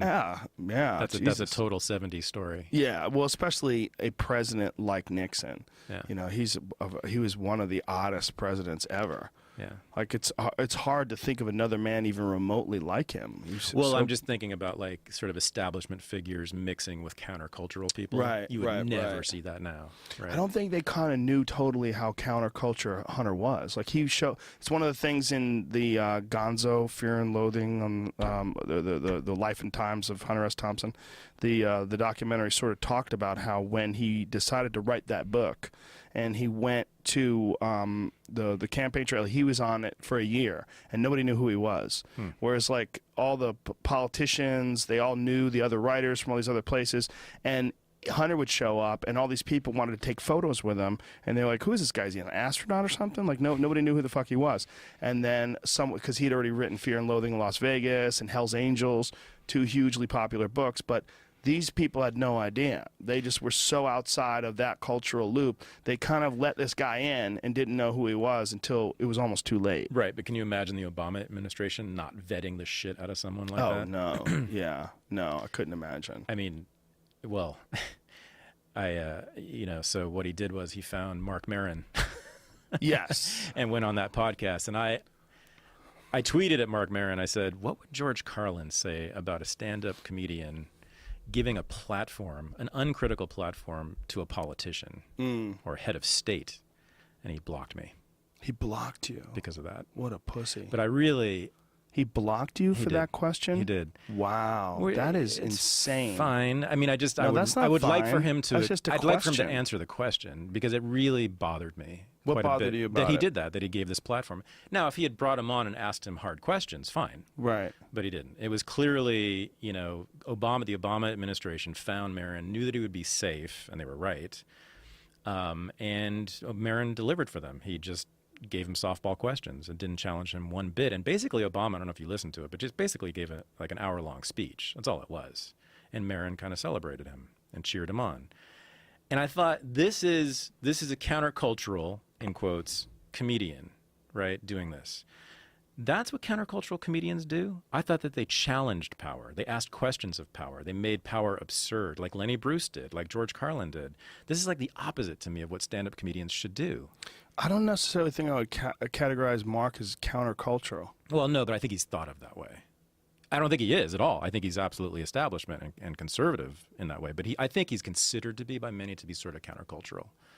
I always thought of him as like a guy who like looks at himself and kind of mocks himself and mocks, but not like, he's not like, like Doug Stanhope would be much more counterculture, but also degenerate drunk and the last person that Obama would sit down with. And if I had him on, I would have to ask him questions about drones. I'd ask him, what does it feel like to be a part of a program that has 80+%, depending on who you ask, innocent casualty rates? Like, what is it like to make these decisions knowing that people are going to die? What is it like when you see someone like Edward Snowden come out against the NSA's spying platform, and then you realize that on your own campaign, in the Hope and Change website, you had all these provisions in there to protect and help whistleblowers who are exposing actual laws that are being broken. Like, how did you make this change? Like, what is your thought process behind that? Like, what do you think about a guy like Julian Assange? What do you think about someone like Chelsea Manning? What do you think about someone who delivers information to a news source, and that news source exposes things that are absolutely crimes that the United States public hates? That people don't ever want to think of when they think of the American people, when they think of this good, just leader of democracy in the world. You don't want to think about those things. And this is why Obama will never be in this chair that I'm sitting in right now. He might take a chance. You never know. You just disqualified yourself. I don't know about that, because I think those are questions that he probably has answers to. I don't think that he doesn't have answers to those questions. I think those are very, very complicated subjects. They do not want him being challenged in a freewheeling way for 3 hours. No way. That's why they chose Maron. Well, also, Maron's not live. He's not live, but he also worked for Air America, and they knew what his politics were. They knew he wasn't going to challenge him. He's super liberal. In the way that you would, yeah. And he's sort of party line liberal, right? Yeah, I guess, yeah. I just thought, stand-up comedians should never be giving a platform to a politician. I'd like to talk to Bernie Sanders. Jimmy Kimmel did that too. Had Obama on. Yeah. And basically made him just look cool and hip. It really pisses me off. Does that piss you off more or less than when Jimmy cried for the lion? Oh, When Jimmy I didn't know he cried for Cecil the lion. Oh, he did? He was very upset that the dentist who he named on his television show, who legally killed that lion. By the way, they just made lions. They put them under some endangered species protection, so now nobody has to worry about that anymore. I don't think you're allowed to be an American. I don't think you're allowed to go over to Africa and kill lions anymore, as far as I know. I think that's the recent provision. Americans aren't allowed to kill lions? I'm pretty sure that's what they've just because there's But endangered. Africans can? Oh, you certainly can. Yeah. Okay.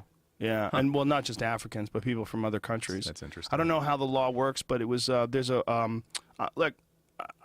I don't think. I think certainly that there are animals in this world that are beautiful and should be protected. And I don't think you should really kill things that you're not going to eat. And I don't necessarily understand why anybody would want to go to a place like Africa and kill a lion.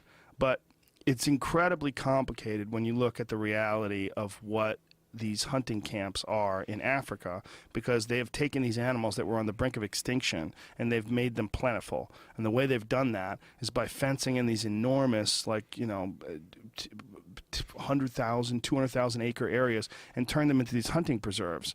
And they've bred these animals in there. It's kind of fucked up. It's canned hunting. And they have areas where these lions are free roaming, like in Zimbabwe, where this Cecil the lion was killed, where there's part areas where they're preserved, where they're not allowed to hunt, and then areas where they are allowed to hunt.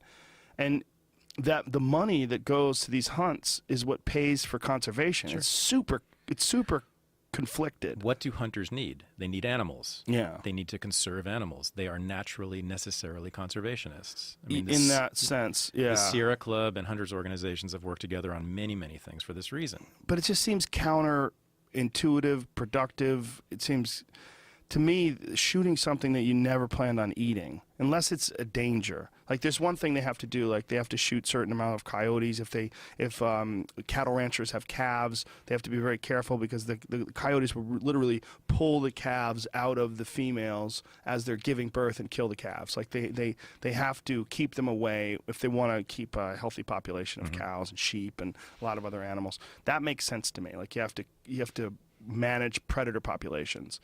But that's not what you're doing when you fly to Africa to go shoot a lion. You just want to put a head on your wall. There's something kind of creepy about that, and I think that's why people responded the way they did. Yeah, I mean, I've never had a desire to hunt, but I can understand, I suppose, why someone would want to do that. You know, it's a spectacular thing to see a lion's head on your wall, right? And it's quite a trophy. Yeah, I mean, I guess so. I get it. I guess so. I could see that someone would want that, or why someone would want that. I just don't understand it. I mean, I know you're into eating what you kill. Yeah. But you do understand why. I'm sure you understand why people get a charge out of shooting a giant deer or large game animal.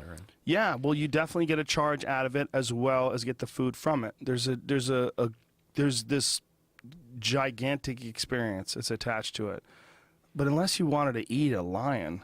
Apparently, people eat mountain lion, and it tastes good. Oh, yeah? Yeah. Mountain lion is supposed to be... I know a guy, and he hunts mountain lions all winter long in Colorado. They do it all legally. He's a guide, and they love mountain lion. I would think they'd be really muscular. They are. And not so good. But so is a pig. Pigs are really muscular, too. You know, so is, like, elk. Elk are extremely muscular. Right. You know, deer are very muscular as well. That's one of the reasons why they're so lean. You know, it's... There's a lot of what they call there's certain animals that people, they just decide that you're not supposed to hunt or eat them.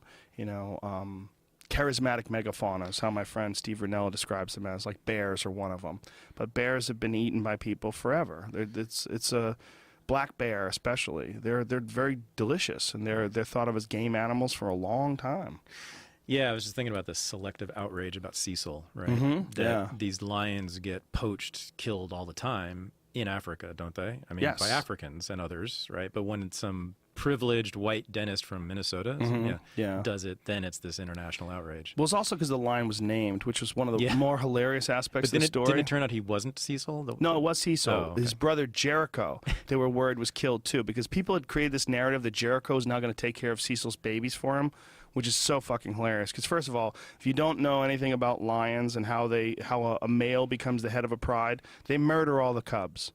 Okay, that's a fact. So if there are females and they're giving birth to another male's babies, that lion will come in and murder all those babies. So Cecil was a baby murderer, 100%. All of the heads of prides, those are all baby murderers. So if Jericho came along, not only would he not protect Cecil's babies, he would fucking kill them with his face. Okay, so they were worried that Jericho had been killed too, and there was a story saying that they believed Jericho had been poached. And then they said there was a relief because it turned out that the lion that was killed was not Jericho, but was some other no-name bitch-ass lion that nobody cared about because nobody had made a noise that you associate with this fucking lion. Can a lion be a bitch-ass? I don't. Yes. Oh, okay. 100%. If he doesn't have a name. I don't know. Why aren't you Jericho? You don't have a name? Jericho's got a name. Bitch-ass lion. Well, I don't even know how we got started on this, but the idea was, hunting these things. It was Jimmy Kimmel. That's what it was. Oh, Jimmy Kimmel crying about it. Yeah, he was upset. That's just irritating. I'm not outraged. I'm outraged by stand-up comedians who have some sort of veneer of countercultural, I don't know, rebel to them. It's just really giving a platform to a politician is just. I didn't listen to the Obama interview. I didn't listen to it. It's boring. It sounds like a press conference, or worse, it sounds like a speech because there are no questions that are difficult for him. I'm most offended that Mark Maron blocked you for asking a question like that. Yeah, it was pretty weak. That's not even insulting. Plus, he's my neighbor. Is he really? Yeah, we live in the same neighborhood. Yeah. Ha ha. I see him at Trader Joe's. Ha ha. Does he know you? No. Well, I don't know. He does now. He better. Guarantee you. He's gonna hear this and be upset. Yeah. I think for a guy like him, it's an opportunity to just sit down with someone who he thinks, because you follow his politics, he's very left wing. He probably thinks is a great president. If you look at what Obama has done, if you look at the numbers, what he's done economically, as far as like job creation, as far as the rebound of the economy, I don't understand all that stuff. But if you look at it, it all looks really positive. If you look at the raw numbers, the raw data. Yeah, but he had very little to do with that, with unemployment going down to 5%. I mean, his policies, or the Congress's policies, had very little effect on that. What do you think that was the economy churning itself?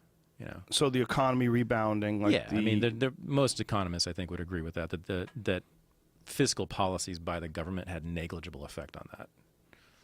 Most economists believe that. I think really? so. Yeah, they would say. I think very few would give much of the credit to government policies. What about the bailout? Wouldn't that have some sort of a significant impact? Well, yeah. I mean, it was a catastrophe. I mean, it was trillions to Wall Street and GM, and what did we get for it? I mean, the recovery didn't happen then. It took many years after that. Wasn't that the plan all along? Was that it was going to be a sort of a trickle down from the recovery?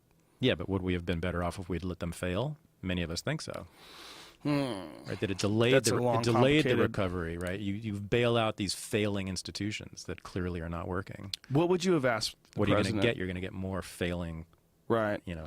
Procedures. Well, when something becomes too big to fail, that is a weird. Yeah, right. That's a weird statement. Exactly. Like, what does that mean? Yeah, let them fail. Let the market work. Yeah, but they're worried about all these people losing all their money. They had it in the banks, just like the savings what and happened loan anyway. crisis in the 80s. But that's what happened anyway. Yeah. Yeah. Well, a lot of people certainly did, right? Yeah. What would you have asked the president if he was there with you? Oh my God! I mean, all the things you asked him. Those were great questions. But yeah, I mean, I don't expect Mark Maron to be a policy wonk in a situation like that. But like, you could ask him things like, "How do you feel when you pull the trigger in a drone in Yemen that ends up killing a 16-year-old? Right? How does that feel? How do you reconcile your past experience as a student activist at Occidental College, by the way, with now being the head of the biggest killing machine in world history? How do you reconcile your feelings as Barry Obama, who was protesting against apartheid in South Africa, with being the president who murders brown people? in Africa, right? I mean, that's what he's doing. So I want to know sort of personally. What in Africa, and what are you referring to? Well, there are troops on the ground in Africa doing, murdering people, and there's drones in North Africa murdering people, and in the Middle East, and right. So that's what he's doing. These are all brown people he's killing. How do you feel about that, Barack? Wouldn't you want to know? Also, I would want to know, like, what is it like inside? Like, what's the mechanism? Like, what's it like once you get into office? Like, how different is it than what you thought it was when you were running? So yes, I would love to get into that. One of the main claims that's made about him is that he's actually a peacenik who's forced to do these things by the military-industrial establishment, right? Is that true? I would ask him. Do you have any agency as president, or are you forced to make these decisions by other people? Right. How do the decisions get made? Yeah. When a drone strike is made, is it really you and your advisors making that decision, or are you forced to by this thing called a military-industrial complex? Is that true? Is this true, what we've been told, that the president actually has no power over foreign policy? I mean, I don't think that's true, but I'd like to hear him say that, right? Yeah. And if it is true that he has no power, then what's the point of having a president, of getting excited about the first black president, about getting excited about any president?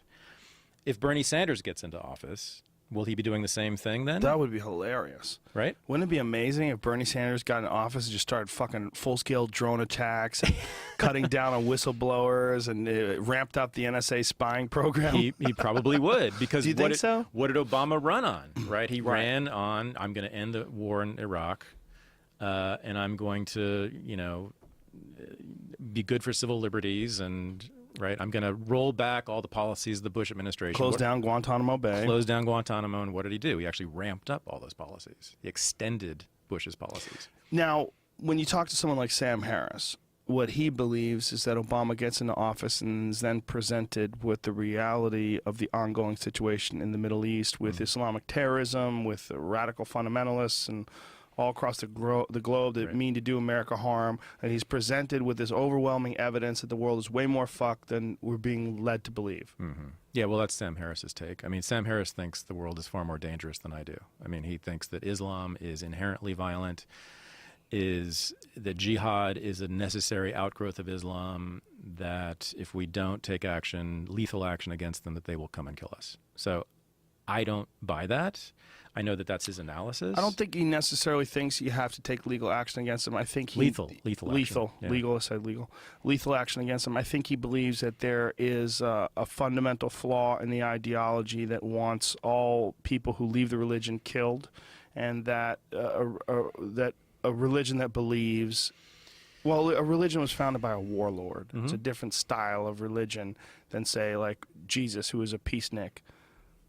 I don't think he necessarily thinks that we need to take lethal action against them. I think that he is more concerned about what they are capable of doing than the average person. So there's no doubt that there are Muslims who do believe that stuff, right? Right. The question is, why are they targeting the French and the United States specifically, right? And I think that is because, not because of their religion entirely, I think it's largely because France and the United States has intervened in the Middle East against Arabs, and in France against their own Arab and Muslim people in discriminatory, lethal, murderous ways for decades.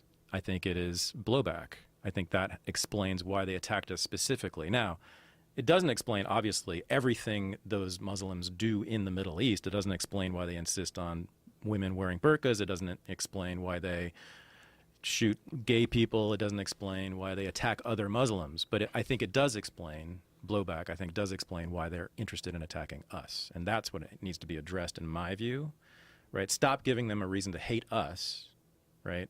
Take that away. If they continue to fly planes into our buildings after we've withdrawn from the Middle East, then we can talk about their religion and we can talk about them as criminal psychopaths. Fine. But that's not the case yet. Let's remove that reason for them attacking us, then we can see what happens. Yeah, removing troops from the Middle East is a hot subject, and I would love to hear what the president would say about the consequences of doing that, the vacuum it created, and like what's going on right now with ISIS. Yeah. this vacuum that has been created is now filled up with the most dangerous radical fundamentalist group in recent memory. Yeah, I mean, clearly, I mean, the big, heavy weaponry that ISIS is using is all American-made. It's weapons that were left by the U.S. military in that region, right?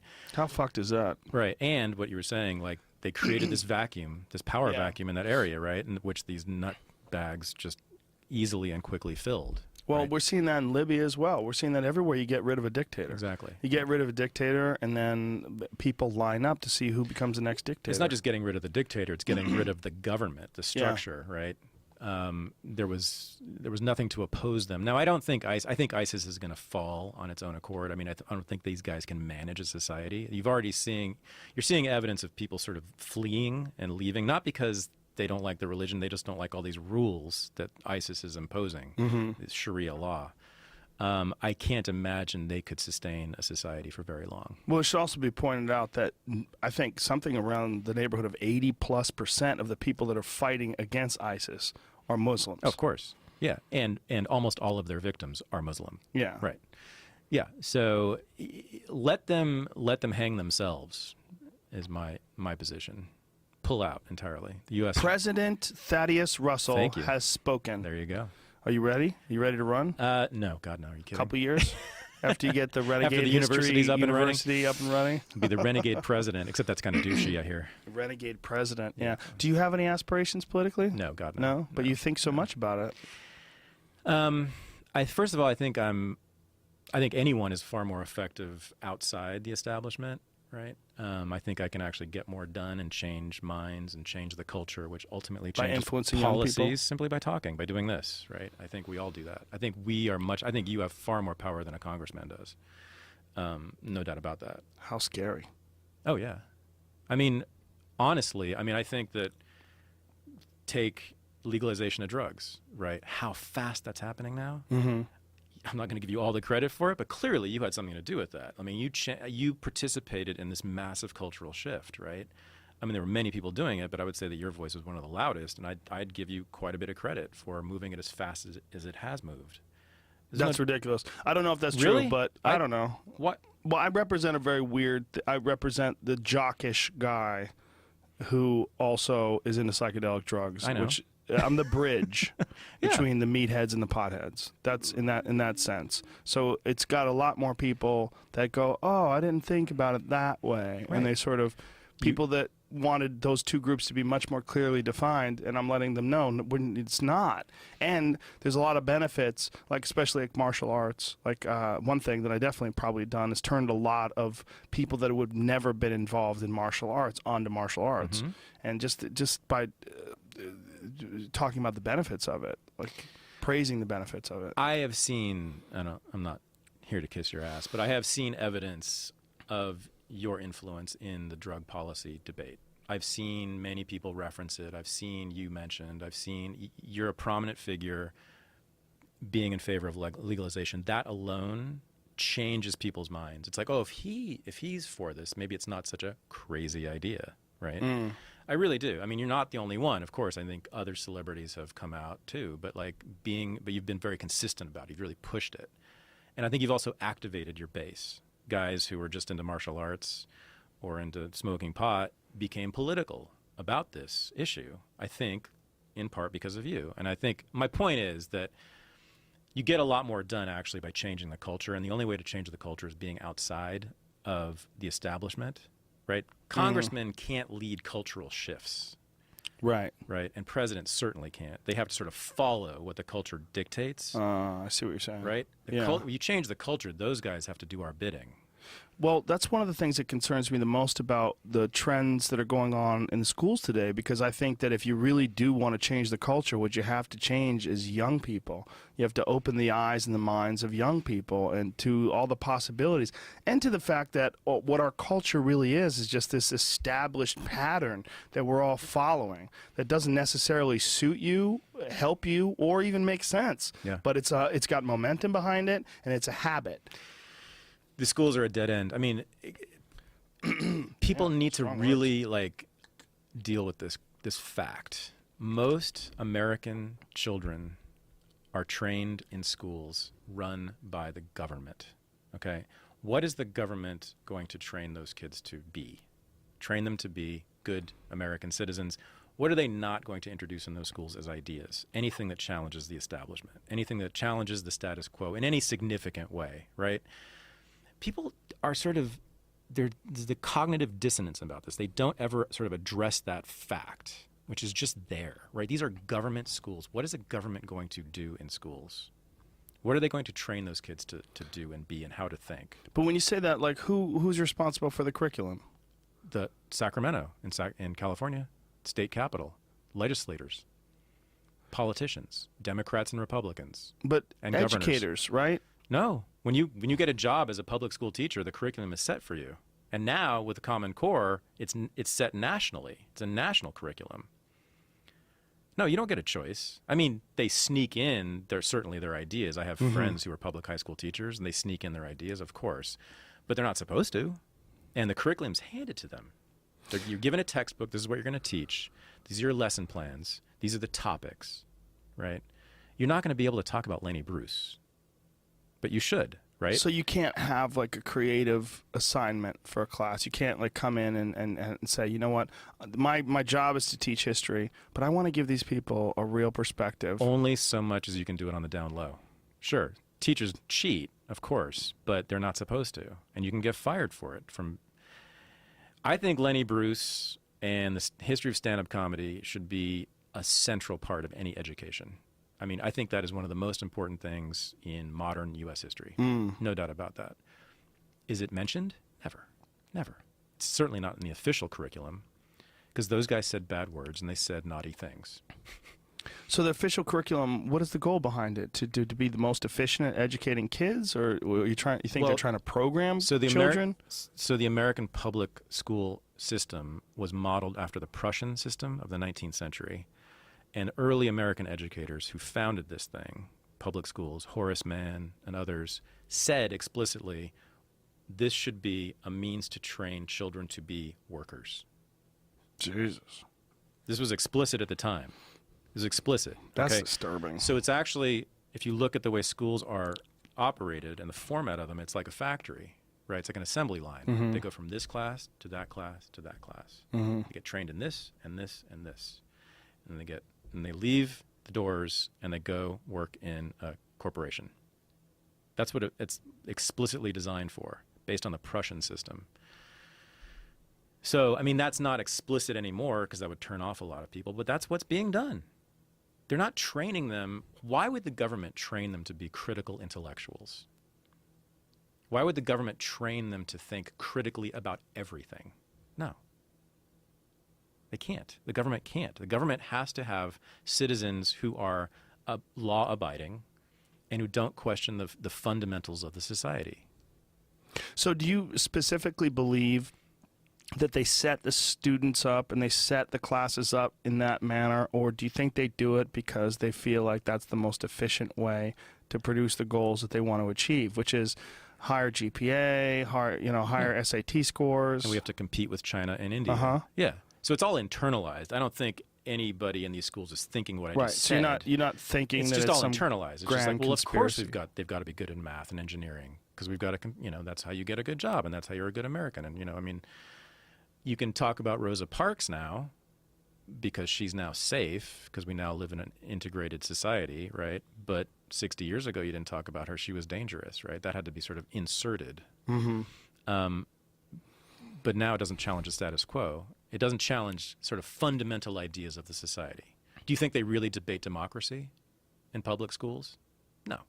Should it be debated? Of course, right? This is a major idea here. Is that the platform to do it in high school, do you think? Why debating not? Democracy? I know lots and lots of high school students who would love to have that debate and are not able to in their high school. So what they do is they read books and they listen to podcasts instead. When you talk about the government itself, isn't the idea of a representative government kind of an archaic thing in terms of it was all created back when communication was incredibly difficult?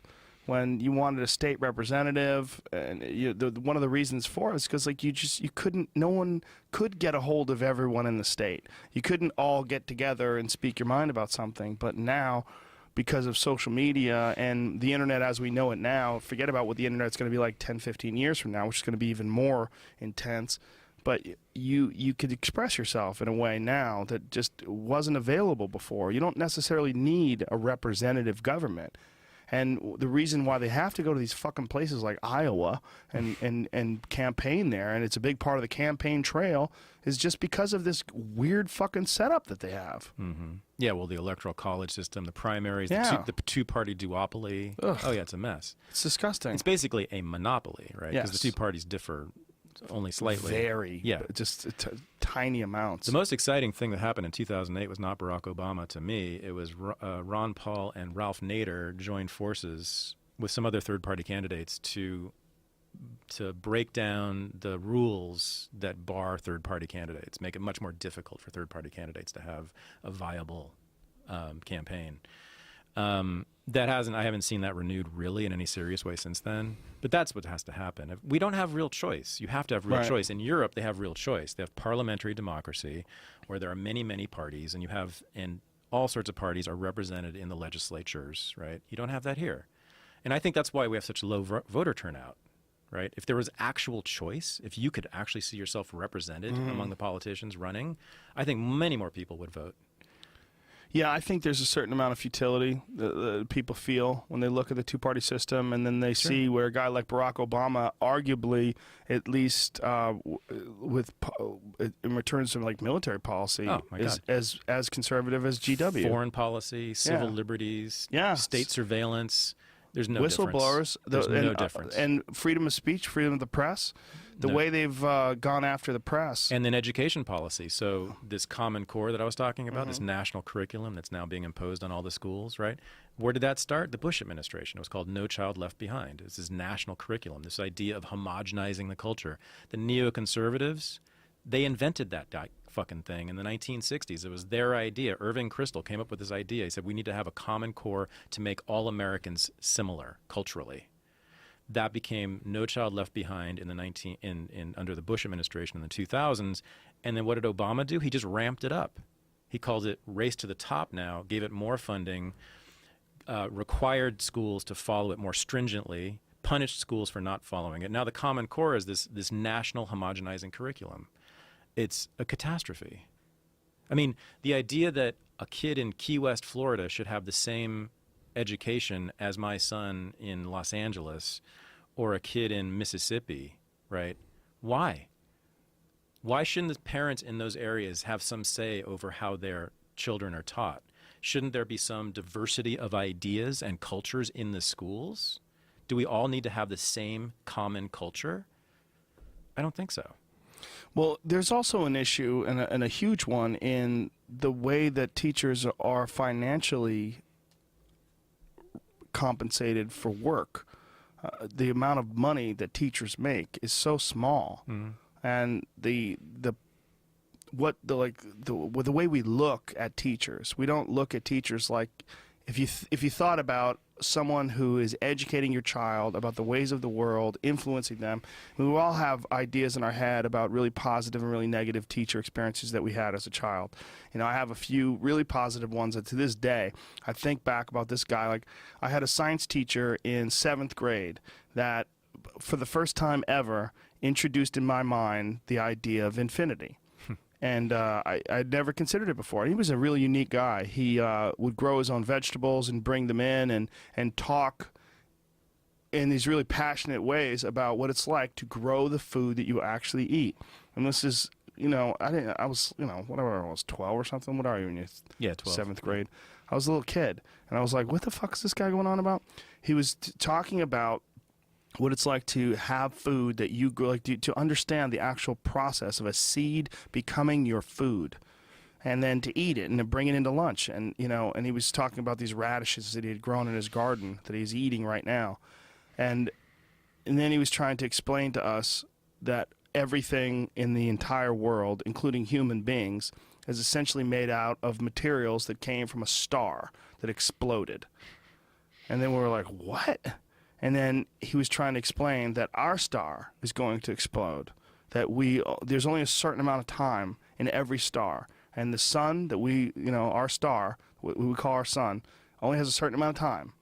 And I remember this guy like saying this to me, and there are an infinite number of stars in the galaxy. As far as we know, the universe rather, as far as we know, the universe has no end.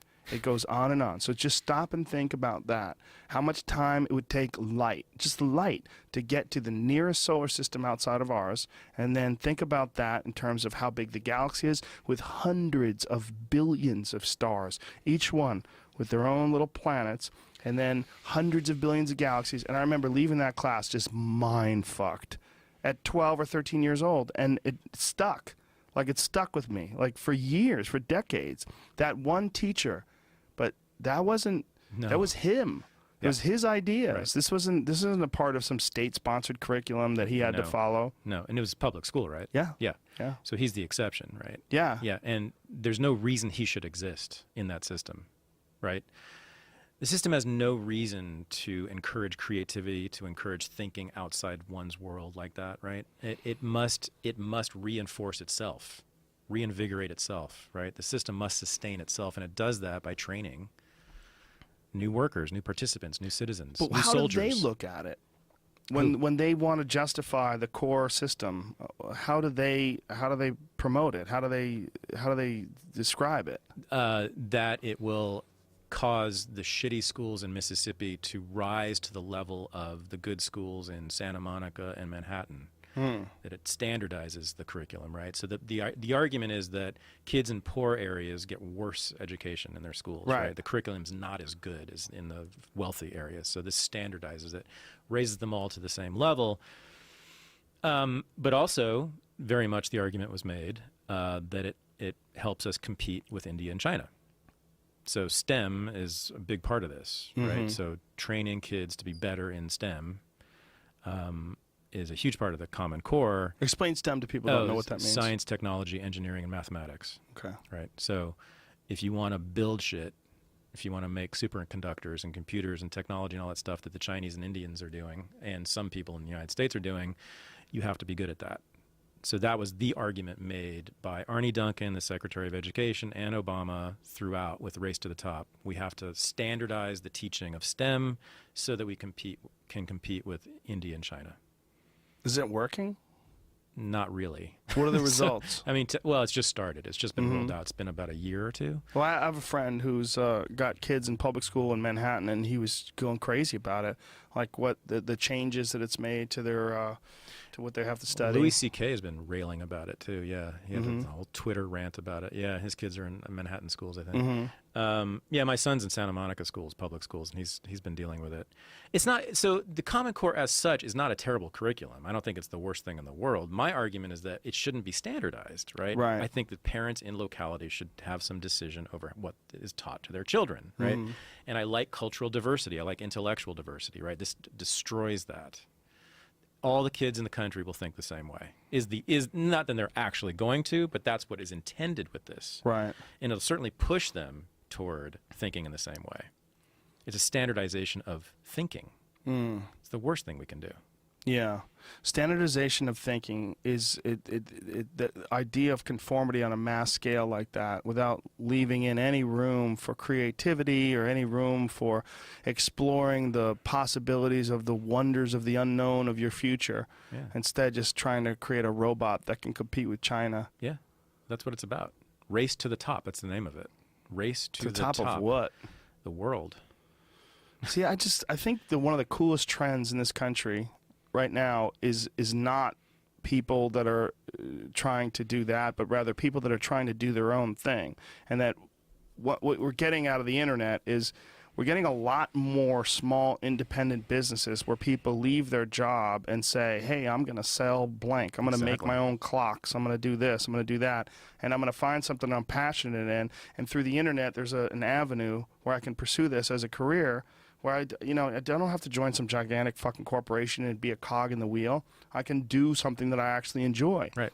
And we're seeing this in, like, there's this trend in restaurants where they want like raw wood tables and like old style lighting and everything's sort of rustic with metal and wood. It's almost like there's this longing for something that's not homogenized and pasteurized and mass produced. Like we have this longing for things that they're crafted. Like we keep seeing these fucking handcrafted sandwiches. What does that even mean? Like you got robots making your fucking sandwiches in some places that I don't know about. But that term, handcrafted cocktails and that's a common thing that you hear over and over again, and it kind of represents this desire that people have to get away from this gigantic system of things. Yeah, that's happening outside the school system. Yeah, that's happening outside of mainstream politics, right? That's happening just in the real world. That's happening among entrepreneurs. That's happening in commerce. That's happening just in the culture generally. That's happening in technology. That's happening on social media. And where people are pursuing happiness. It's spontaneous. It's driven by individuals and individual desires, right? Not by standardization, not by a need to compete as a nation against another nation, right? It's a beautiful thing. And yeah, you're right. I mean, there's much more of that now. It's a great time to be an entrepreneur. It's a great time to do your own thing, to make a living, as I'm trying to do myself, right? Doing what you're passionate about. Yeah, I was going to bring it back to that. Yeah. So it's kind of unique in the sense that I don't know a lot of other professors that have decided to try to separate from the system and create their own courses. I don't know of any. So you're a fucking rebel. You're a rebel and a renegade, I haven't heard of any. It's possible. Maybe I should call it that instead. Rebel University. That might be that's more even douchier. I'm picturing dudes with like American flag bandanas. Not good. That is not the image I want to present. No, I've been surprised. I've been researching and I haven't been able to find anyone who's done it. I mean, so there is edX, there's Coursera, there's Udacity, there's these big MOOCs, massive online courses, that are basically, they're just in partnership with universities, right? And so they get professors in those universities to teach these MOOCs, right? But these people already have jobs. They have tenure usually, right? So they don't need to go independent entirely. Yeah, I haven't seen anyone who's gone independent entirely. I mean, I am unusual in that I have a PhD and I've been a professor and I have a book that's given me a fairly big public platform. Right, so there aren't a lot of people like that. There are a lot of people with PhDs, and there are a lot of people with big books, but there's very few people with both those things. I'm going to say the thing. Who are also adjuncts, who are not actually tenured, right? So I'm sort of unique in that position. I'm going to say the thing that people hate me when I say it. Okay. Why don't you start a podcast? I am. See? There you go, Jamie. I am. People get so mad at me. Why are you telling everybody to make their own fucking podcast? If I think someone's interesting, I think they should do a podcast. Yeah, I am. Why not? I'm announcing this. I would like to listen to your for the first time. Cool, man. Really? Yeah. Beautiful. Yeah, no, I'm going to roll that out this year, too. I should probably say, because Jocko sent me a text message today. Jocko Willink his podcast is live now. The Jocko podcast just went live on iTunes. So there you go, fuckers. Yep. Yeah. Talk Jocko into a podcast. Podcasting's exploding. It's a beautiful, beautiful thing. Well, it's the freest form of expression available. Oh my God. No one can stop you from just speaking your mind and making errors and corrections and debating things. Like for instance, where in the world, other than a podcast, can you have a half-hour discussion on the word crazy? Crazy. Yeah.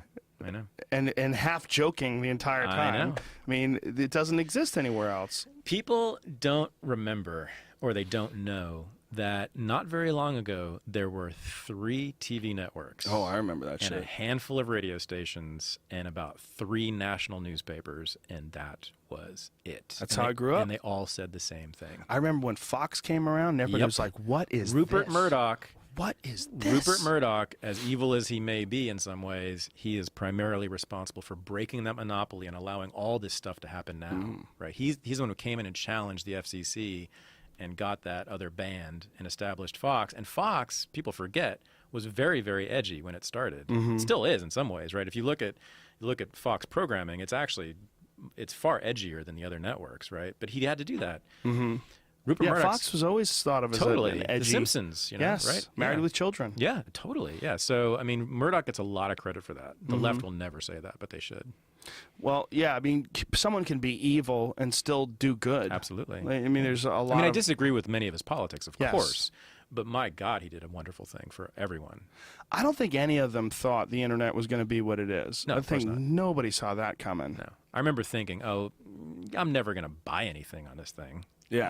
You know, maybe I'll read the New York Times on it, but I'm not going to actually buy anything. You know what I read? It's a staggering statistic. 39% of everything that's bought online is bought through Amazon.com. Yeah, I know. That's I also amazing. remember when Amazon was a failure for years? No. Make any, Was it? Oh, yeah. There was a joke that it should be Amazon.org because there was no profit. Really? Yeah. Oh, yeah. For years, Bezos made not a dime. I'm pretty sure. Damn. Pretty sure for years he made That nothing. motherfucker's laughing now. when he was only selling books, and then he started selling whatever toothpaste and stuff, and still it wasn't Yeah. making money. And then I don't know. Dude, when... I buy archery products. Oh hell, sure. I buy archery releases and arrows and And did you hear what he's broadheads rolling out now? What? 1 hour delivery.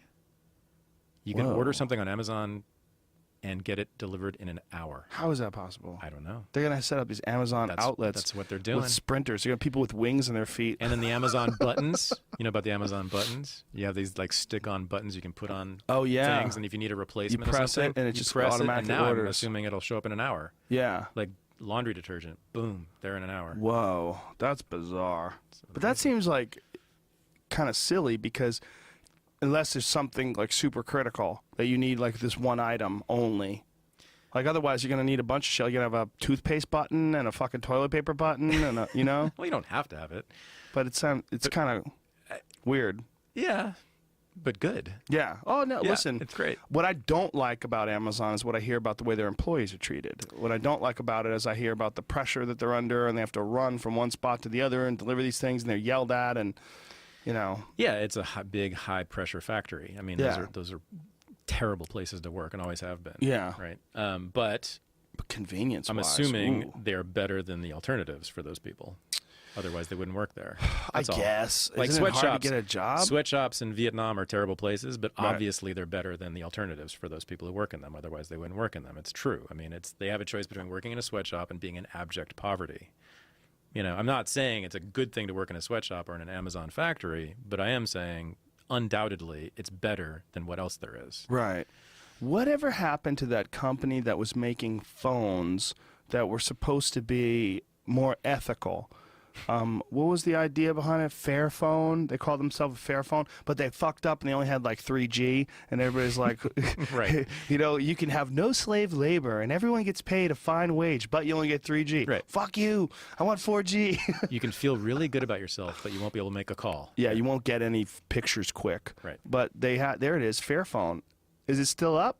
Fair trade phone. Fairphone 2 now shipping. Now let's see the statistics. Let's see if it gets 4G LTE yet. Because if it doesn't, they can fuck off.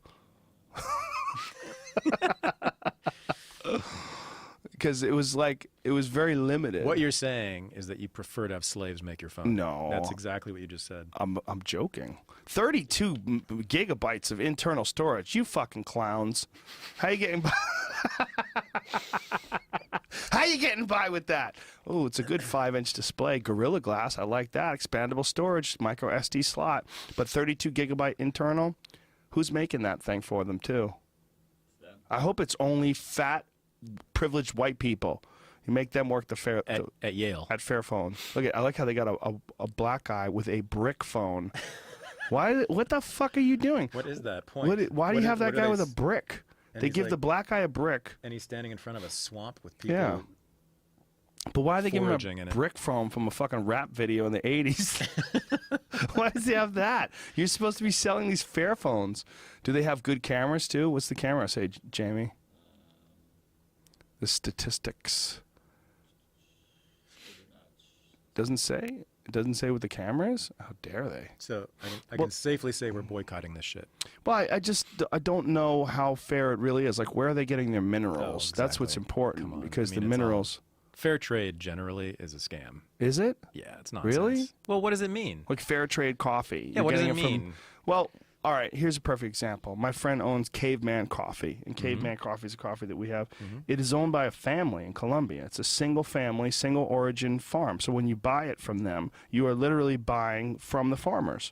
So like they get it from the farmers, they roast it, and they sell it. They hire all American labor, and they sell it in America. So that's like fair trade. Okay, so what's unfair trade? And unfair trade is those people that live in those places where they have the nets that make iPhones. And they have to put fucking nets around the building to keep them from jumping off. Like, that seems unfair that they have to live in these dormitories and that they're so concerned with suicides they put nets all around the, like, that's something you need to fix, right? Oh, yeah. So again, like, what's the alternative? I mean, yeah, of course, but like, how is that going to happen? Should we sort of impose it from without? Should Americans fix those factories in China and Vietnam for them, or should the Chinese and Vietnamese workers work that out?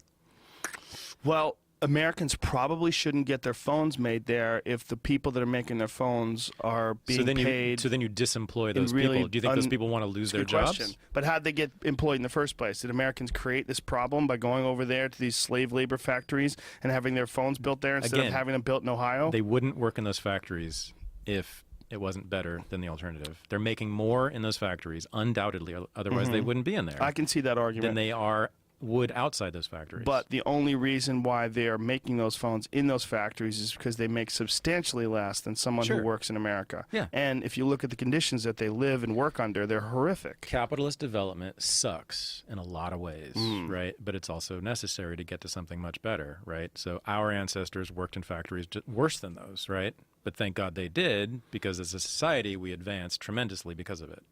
So, in quotes, Thaddeus Russell says slave labor is awesome for the future. Right. I thought you were the one who wanted a slave-made phone. I thought that. I don't. You want maximum slavery. I just think that I would like to. The Fairphone sounds like an awesome idea. It does sound like. There was another company that had an interesting idea too.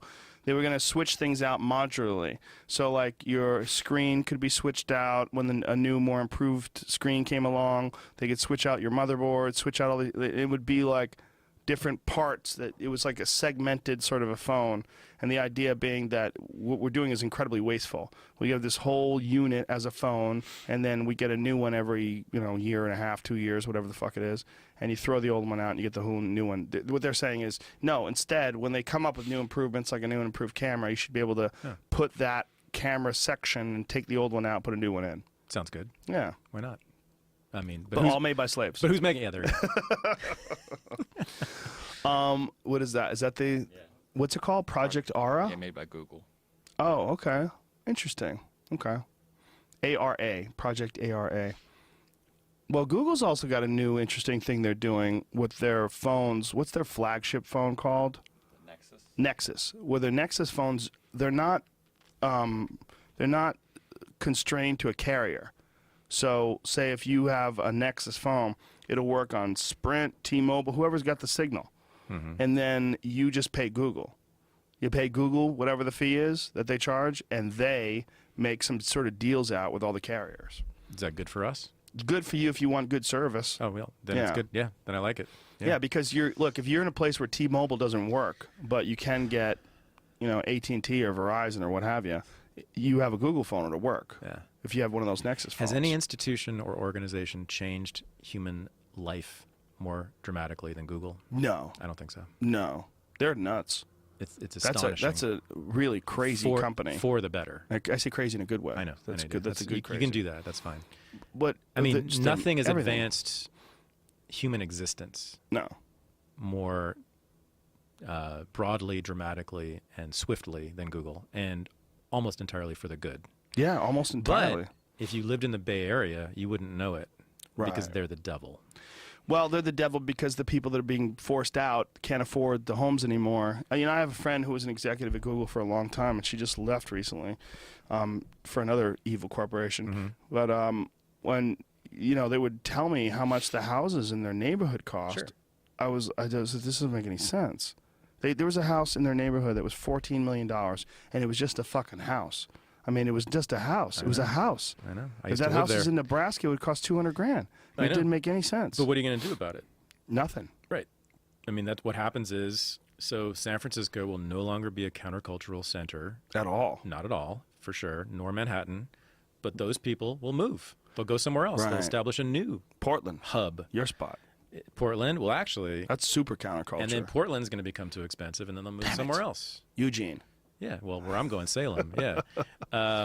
which is right down the road. Yeah. So, I mean, it just, things move, things shift, you know? I mean, was San Francisco always a countercultural capital? No, of course not. It started in the 1960s, right? It's only for about 2 decades was it anything important. But those two, San Francisco and New York, losing those two, like I had my friend Judah Freelander was in here a couple weeks ago, and he lives in Manhattan. He was talking to me about how much Manhattan has changed. It's all just bankers now. Totally. It's like it's all stockbroker money. So now the cool people are in Brooklyn and Queens and Jersey City, and you know, it just they move around. That's not a bad thing necessarily. I mean, why does Manhattan have to be the place where all the cool shit's happening? It's true. It's a good way of looking at it, but it's always has been. So for a lot of people, nostalgia. Not always, as I said, like only for really just our lifetimes. That's it. That's a blip in history. That's true. It's one way of looking at it, but it's also I think in a lot of people's eyes, especially in Manhattan, it's being overtaken by the evil side of our civilization. The people that are making money by just moving numbers around and fucking with interest rates and dividends and Well, Wall Street is no, I'm not a fan, but partly because, well, tech, I'm a huge fan. Yeah, that's what I'm saying. So like, Google in San Francisco is an entirely different story, right? Because pretty much all they're doing is great things. Yeah, tech is the bright side of prosperity in my eyes. It's phenomenal. Like what's going on in San Francisco, although all these people are being pushed out of their neighborhood, what you're getting is insane innovation. I mean, unbelievably staggering improvements to the quality of life for people that are. And here's what's missed all the time, because people talk about inequality all the time, economic inequality. It's true that there's greater inequality now, but what no one talks about is that the poor live way better than the poor did 10, 20, 30, 50 years ago, and that's largely because of technology, right? There is not a person, basically, in the United States who doesn't own a cell phone. That's ridiculous. There's more cell phones than there are people. Yeah. Sub-Saharan Africa. How about that? Yeah, Sub-Saharan Africa, I think it's a majority of people in Sub-Saharan Africa own cell phones now. Wow. Right, and, you know, I mean, that's something that was unimaginable just 10 or 20 years ago, right? This incredible magical machine that the very poor own, right? I mean, that's an incredible advance in the way people live. Huge numbers of poor people live in air-conditioned buildings. They didn't in the 1960s and 70s, right? They own cars or they have access to cars. Most didn't. Most poor people didn't until 20, 30 years ago, right? So we miss this, right? There's this huge advance for everyone. Yes, it's true that the very poor are farther from the very rich now, but if the very poor are living better, and also, by the way, have much more access to power through social media, through the internet, through technology, right, than ever before. You can be poor and have a public voice now, right? You can certainly be middle class and have a large public voice. That wasn't possible before when there was 3 networks. And this kind of balanced perspective will be available to you at Renegade University, launching in the spring of 2017. 16. Yeah. You think so? Next year. Well, next year's you mean like by next year, a couple months from now? Like the middle of next year. Oh, okay. 2016, yeah. Oh, okay. Middle of 2016. I thought you meant like a legit year. No. Oh, no, 2016. Nice. Yeah, okay. Yeah. So what are you shooting for, the summer? Yeah, like middle, yeah. Nice. Late spring, summer. Will you come back on when it launches? Totally. We'll work it again. Of course, yeah. Beautiful. I'd love to. We just went through 3 hours. Are you kidding me? No. It's incredible. 3 hours. Crazy. How do you do it? I don't know how we do it. We just keep doing it. Thank you. Really appreciate it, man. Thank you. You can follow Thaddeus on Twitter, Thaddeus Russell, online. Where else? ThaddeusRussell.com. That's it. All the information is there. Thanks, sir. It was fun. Really enjoyed it. Love it. All right, folks. We'll be back tomorrow with Joey Diaz. Until then, see you soon. Bye-bye.